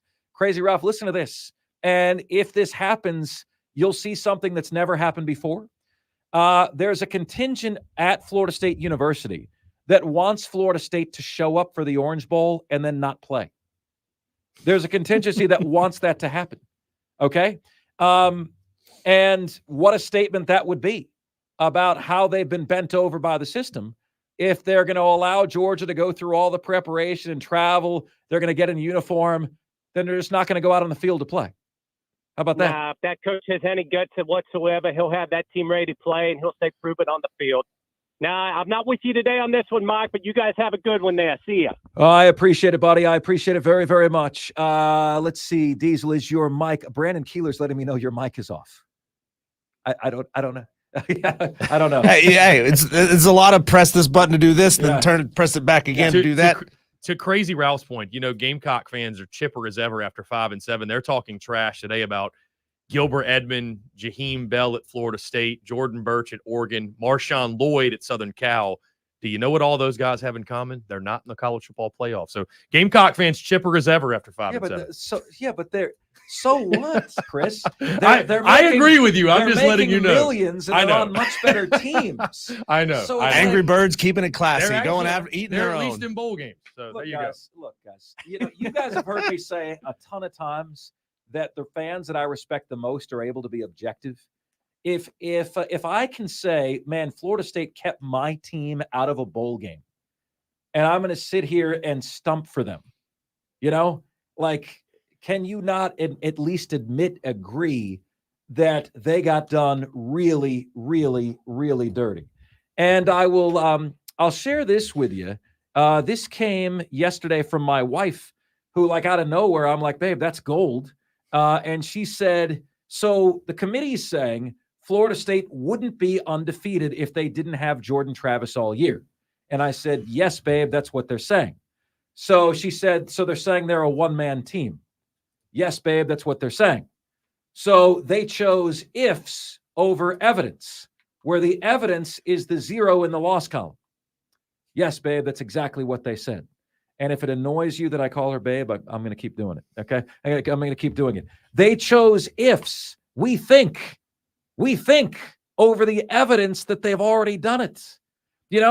What would be the NFL version of what college football just did to Florida State? Deebo Samuel's banged up. Christian McCaffrey's banged up at the end of the year. The NFL says, no, you don't get home field advantage anymore. But we earned it. No, but we don't think you're that good anymore. McCaffrey's out. Deebo's out. One or both of those guys is going to be banged up in the playoffs. They always are. Okay? No, you earned it on the field, but we're taking home field advantage away from you. Why? Because you're not favored to win anymore. What are we doing? Because we feel like you're going to lose some ratings. Yeah. By not having your complete team. Nobody wants to watch you. Nobody wants to watch your game. You don't have Deebo Samuel. You don't have Chris. Nobody. But we won we earned the seed. We earned home field advantage. They have more losses than we do. Why do we not play? I don't get it. I think your points are valid, Mark, but I think the committee went back and said our goal objective. That's the first problem. What is their goal objective? The 4 most deserving, or the 4 best teams in their opinion? Or to your point, I heard the Dan Mullen clip. It's a very, objective thing, but they looked at it. Their goal, their objective was we've got to put the 4 best teams. But in the that is playoff. their opinion. And I would tell you that best is determined by Play on the field. What you've done. Okay. What you've done. They were favored to beat Louisville by 9.5 with Jordan Travis. They beat him by 10 without him. And they're going to have a better quarterback than that guy, than Glenn, in the playoff. Guys, make it make sense. Make it make sense, because it doesn't. We've got okay, Diesel, your call, producer. Yeah, let's go to Sam. Sam, real quick. Sam, we're kind of running out of time here, so we'll give you the Sam. floor, but keep it short. Yeah, I just want to say, I mean, it ain't right for them to hold an injured player against Florida State. Look at Ohio State in 2014. They won the national championship with a third-string quarterback. What's the difference between then and now? Well, the difference between them and now, and I'll tell you exactly what it is, Sam, is that TCU crapped the bed in a big moment, and the network executives said, we're not paying you $1 billion for that again. So when you're worried about what the game is going to look like, that's it. And it's corrupt. That is corruption in its finest form. It should never be about what games we want to see. Diesel, I heard Colin Cowherd today say, I don't want to see Florida State, Michigan. I want to see Alabama, Michigan. I don't give a bleep what you want to see. Well, yeah, because it's more compelling for him to talk about. It's more compelling to talk about Bama, Michigan. It's not as compelling to talk about Florida, Michigan, Florida State, Michigan, because in the entire conversation it's going to be a blowout. Why should anybody watch this game? Sam, they're treating this like it's a movie script that they've got to tweak the ending to because it's not compelling enough, because it's not cliffhanging enough. If a team goes undefeated, then they need to be in. No matter what, injured quarterback or whoever. I'm with you, Sam. Great to hear from you, buddy. We've got the top 5 at 5 coming your way next, right here on Offsides, the show that gives you both sides. Marc Ryan and Diesel and Chris Phillips sitting in. We are the Fan Upstate.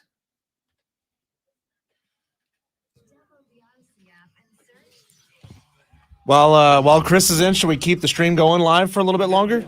All right, guys, you're going to get a little extra bonus time on the web stream today. Dude, what's it like being in the studio before? A radio studio? I think once before. I do think once. I'm trying to remember when it was, though. So maybe not. Maybe I'm just thinking of that in my head. So, no, this is awesome. I love this. This is really cool. It certainly makes the conversation more dynamic. My only thing to the Ohio State thing. Here, I'm going to take this off the stream so you guys get to hear this live on the.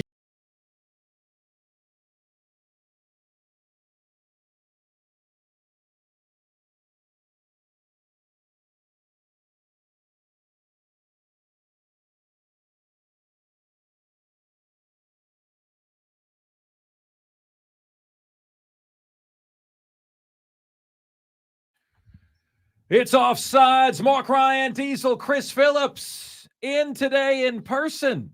Rolling on until 7 p.m. here on the most interactive sports talk show anywhere. Truly do appreciate having you guys with us and appreciate your patience for the top 5 at 5. It's the top 5 biggest sports stories of the day, the top 5 topics we're discussing. Ladies and gentlemen of the Upstate, Offsiders, the top 5 at 5 starts right now. And now, the top 5 at 5. And 5, 4, 3, 2, 1. Hit it. 5. All right, at number 5 today, we thought we'd give you a little audio sampling of what's going on, what's being said around the college football media world about the playoff committee's selection. Let's start with my former on-air partner, Booger McFarland, who was apoplectic that Florida State was left out.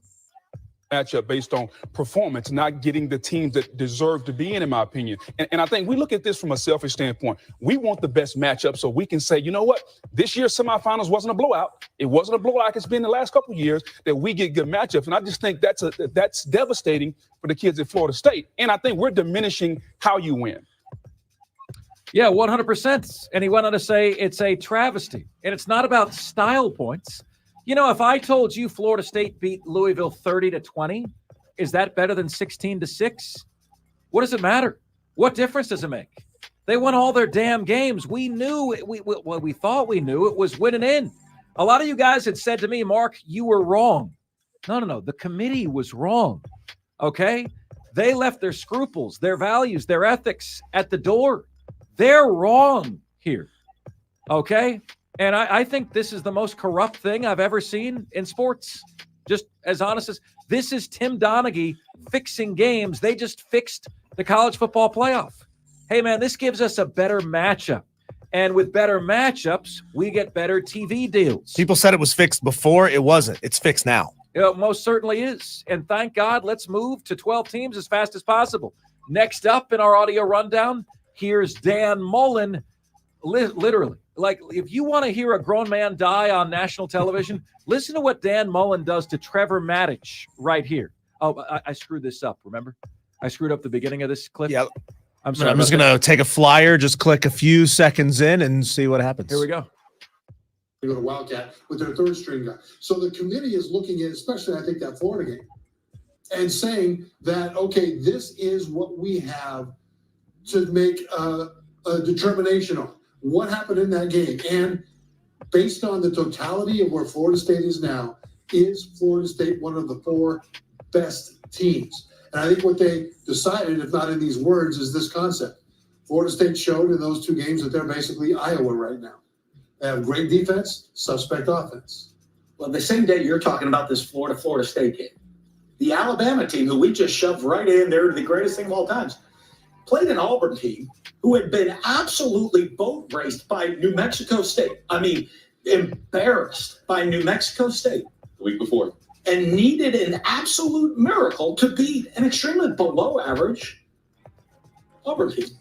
And so, but I guess I'm sorry, that was not with their backup and third string quarterback. That was with Jalen Milroe, who is like, has to be, Jalen Milroe is the guy. They could barely win that game. So I think, to me, and it gets into the biggest thing, and I love the criteria. The criteria is the best team. Well, how do you find the best team? Okay, the best team subjectively, well, it was already done. The best team yesterday going in, Georgia was the number 1 ranked team. Okay, so the committee thought they're the best team. They're the best. Like that, we don't need to see a game. They're the best. Okay, because it's subjectively. Las Vegas had them as a big favorite. Subjectively, they're the best. Objectively, we went and played a game. And when you played the game, oh, lo and behold, maybe they're not the best team. In the movies, the hero always wins. The best team who we subjectively think is the best team in college sports doesn't always win. Maybe who you think is the best team doesn't always win. So in the game of football, what makes it so special is you have to play the game. And when you play the game, someone wins and someone loses. And if you play it 10 times, it might be different. But in college football, you get to play it once usually. Dan Mullen, Booger McFarland defending Florida State. How about Mike Leach? Rest in peace, man. Gosh, how we miss you, Coach Leach. This was in 2017 when his Washington State Cougars were threatening to make the college football playoff. You know, we're American. We love committees. Let's get us a committee. Well, who should be on the committee? Well, I don't know. This guy's a good guy. Let's have him on the committee. Well, I mean, there's people on the committee that don't even have remote associations with football, nor have they at any level other than being a fan. But you know what? Let's have them on a committee. Why not? And then we'll decide which 4 teams should go. Because you know why? We don't need to solve this on the field. Because we're the ones that know. And then, so, I mean, you know, if we're going to do it that way, we should just ask them at the beginning of the season, you know, just go ahead and you guys vote on it, figure out 1, 2, 3, and 4, and why even have the games? Tell me, how much football did Condoleezza Rice play? Yeah, exactly. She was on the college football playoff committee. She was. And it's just so bothersome that a committee had the right to take away what Florida State accomplished. To me, next up. 4. All right, all of the bowl matchups are revealed. I have never understood why we don't get more little guy versus big guy matchups in the bowl games. Like, that's what the bowl season should be about. Because you got to protect the unmotivated Power 5 from the big, bad, highly motivated Group of 5. Well, I mean, that's what a lot of these seem. I got to tell you this, Chris Phillips. You know, I'm going to have to build interest over these games over the next month.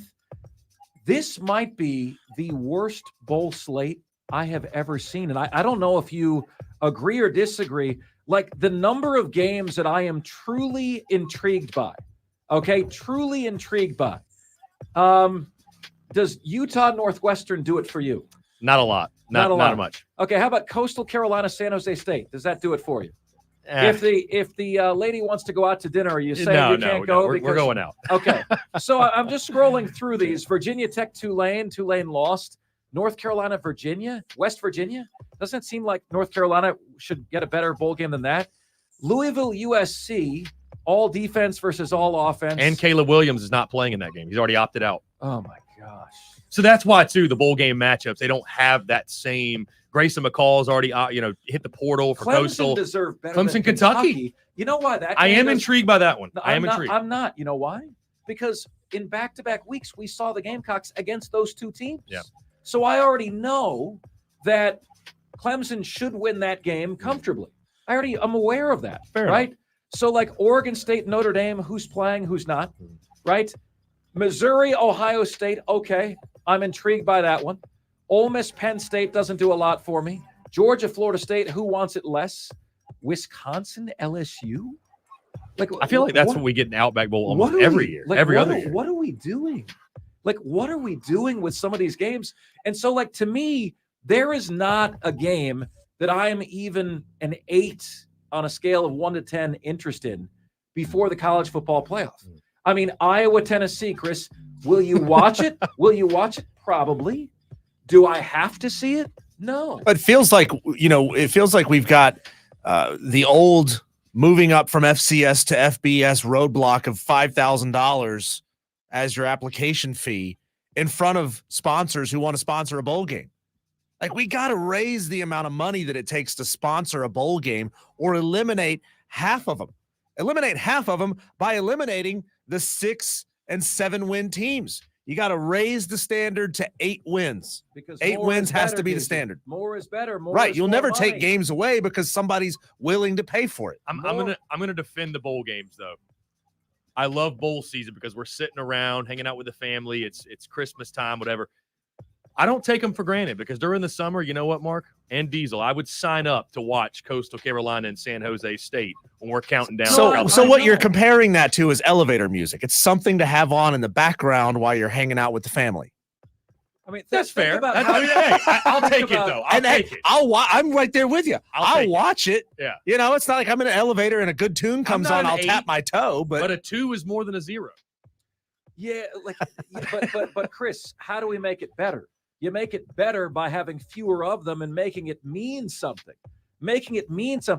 Auburn, Maryland. How many really? Power 5 coaches would be so opposed, though, to raising the standard and making it 8 wins, even 7 wins, the minimum? Because a lot of coaches hang their hat on, hey, we've made a bowl game every year I've been here. All of a sudden, you don't have that card anymore to present. You don't have that. You're not hanging your hat on that. You've already disincentivized anybody from scheduling anyone in the non-conference anyway. So you'll just do the Kentucky thing or the South Carolina thing and schedule the Sisters of the Poor in week 1 and the Island of Misfit Toys in week 2 and the Bishop Sycamore in week 3 and the Bad News Bears in week 4. And what do you know? We're 4 wins to 8 in the way of getting to a bowl game. I got to be honest with you guys. Are you guys like me? Have you looked at this bowl season and just been like, this bowl season needs the little blue pill? Like, it's just, I'm looking at these games and I just don't see it. Next up. 3. How about the Furman Paladins? FU 1 time. FU 1 time, Chattanooga. FU 2 times. FU 3 times. FU all the time. And Furman wins in the FCS playoffs 26-7 over the weekend. Guys, I'm thrilled about this. They're now in the final 8. That's awesome. What I'm still bummed about is that Wofford game because now they're going to like -30 below in Montana. Diesel looked up the spread earlier today. Montana's favored by 17.5. 19 of those 17.5 points are due to the weather. But it's a 17.5 point underdog when had they just beaten Wofford at home. They're at home until the national championship game. Projected 34-degree high that day. When those guys are freezing their asses off, they're going to wish they were able to pull off what Florida State did. Florida State beat a good team with their third-string quarterback. Furman could not beat a 1-9 rival with their backup quarterback. And I don't know, man.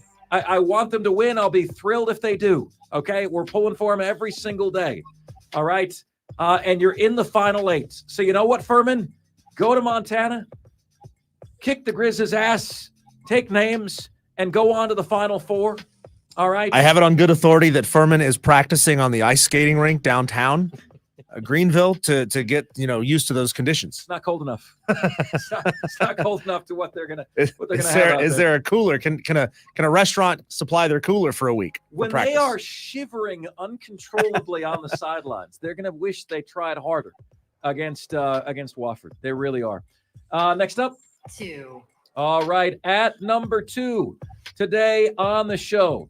Guys, if you've been under a rock for the duration of this show, you now know that I think Florida State is the victim of corruption. I can't believe what happened. I can't believe that the final two, the debate wasn't between Alabama and Texas. Florida State, to me, was a team that had to be in.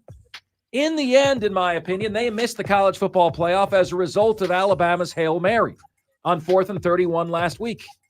Now, do you guys think if Auburn had stopped that Alabama Hail Mary that the SEC would have been shut out?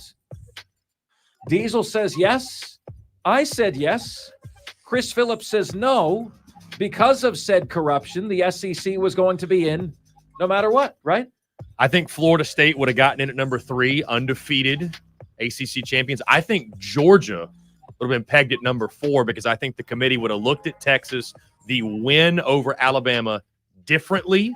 And I think they would have then made the determination, we still don't think Texas is better than Georgia, even though Georgia just lost by 3 points to Alabama. I don't think this college football playoff was ever happening without SEC representation. And Mark, truly, as we talk about this, whether you think FSU should have been in, whether you think they should have been out, really what this is, we're talking about a flawed system. The system got exposed. That's what happened. This entire system, this 4-team playoff, this group of human beings we call the committee, it got exposed because they got put in a no-win situation, and they were going to fail one way or the other, and they failed in flying. But there was one thing they couldn't do. You can't keep out an unbeaten Power 5. They were saying, well, we can't keep out the SEC. Exactly. But that's because of dollars. And that is corruption, Chris. That is corruption. Why is Florida State's performance against Louisville punished more than Alabama's performance against Auburn, who lost to New Mexico State the week before? Oh, well, Alabama just beat Georgia. Yeah, by 3. But Georgia played the most mistake-prone football I've seen them play the entire year.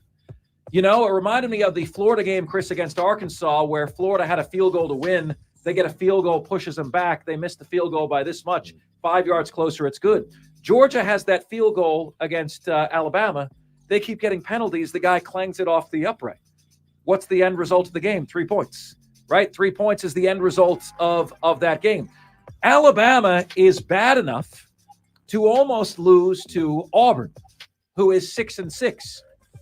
Alabama is good enough to beat Georgia, but the inconsistency there doesn't impress me. What I was ready for was to know that Michigan, Washington, and Florida State were in and have a duke it out to the death between Alabama and Texas. Well, we beat you. Well, we beat number 1.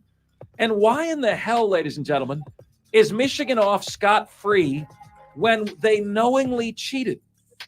And Florida State did nothing wrong. Their quarterback gets hurt. Think about the message that we're sending here. And finally, 1. At number 1, absolute Shohei Ohtani level home run hit by the Clemson Tigers. I know Chris is very excited about this. In terms of their defensive end coach, Chris Rumpf, and Matt Luke at offensive line. Credit to Dabo Swinney. Massive credit to Dabo Swinney for doing a lot of things that people didn't think he was willing to do. Number one, go outside the program to hire the best candidates at coaching positions of need. Number two, utilize the transfer portal. They're offering. They're not going to get into bidding wars, but they're offering. And number three, finishing 4-0 after starting 4-4. Clemson has had coaching needs. They filled them with the very best guys available. Clemson Tiger fans are going to see immediate dividends on that on the field next year. Meanwhile, South Carolina has hired crickets, Chris. What's going on there? Still no staff changes in Columbia. Why? I know many. Your guess is as good as mine. And to the point, I will say this. Did you know, by the way, that Chris Rumpf is a Gamecock alum? Played linebacker for the Gamecocks, early 90s. This is his second stint at Clemson. He was there back late 2000s. But, I mean, I think they hit a home run with both these hires. And I think the Garrett Riley stuff showed us, at least this past season, that just because it's a home run in the offseason, there could be some bumps in the road. I still think Riley's a very good OC. But to the point, I think Luke and Rumpf, I think it's as good as you can get on the lines of scrimmage. And South Carolina, again, continues to sit with their sit on their hands. And, I mean, if you're in the Gamecock on their feathers, you have to trust Shane Beamer. But, I mean, after a 5-7 season, I think you'd like to see some urgency there, and South Carolina hasn't had it. Another note here, Greer wide receiver Chase Bird has committed to Clemson. There you go. Another commitment from Clemson. And those are today's top 5 at 5. Now it's your chance to chime in, which you can do at 844-FAN-PHONE. That's 844-FAN-FONE. That's 844-326-3663. TheCarPro.com text line is there for you at 71307. Just start your text with the word fan, and away you go. You can get to us on Facebook, on Twitter, and on YouTube at The Fan Upstate on every one. Please like us on Facebook, follow us on Twitter, and subscribe to us on YouTube. And finally, email. You guys can all email the show. Marc Ryan, that is M-A-R-C Ryan, at thefanupstate.com. All the different ways you can get in touch with us here on the most interactive sports radio show anywhere. So now that we have the bogus games, what do we make of the bogus games? All I'm going to tell you is the surprises are sure to continue. I'm Marc Ryan. He's Diesel. He's Chris. It's Offsides, the Fan Upstate.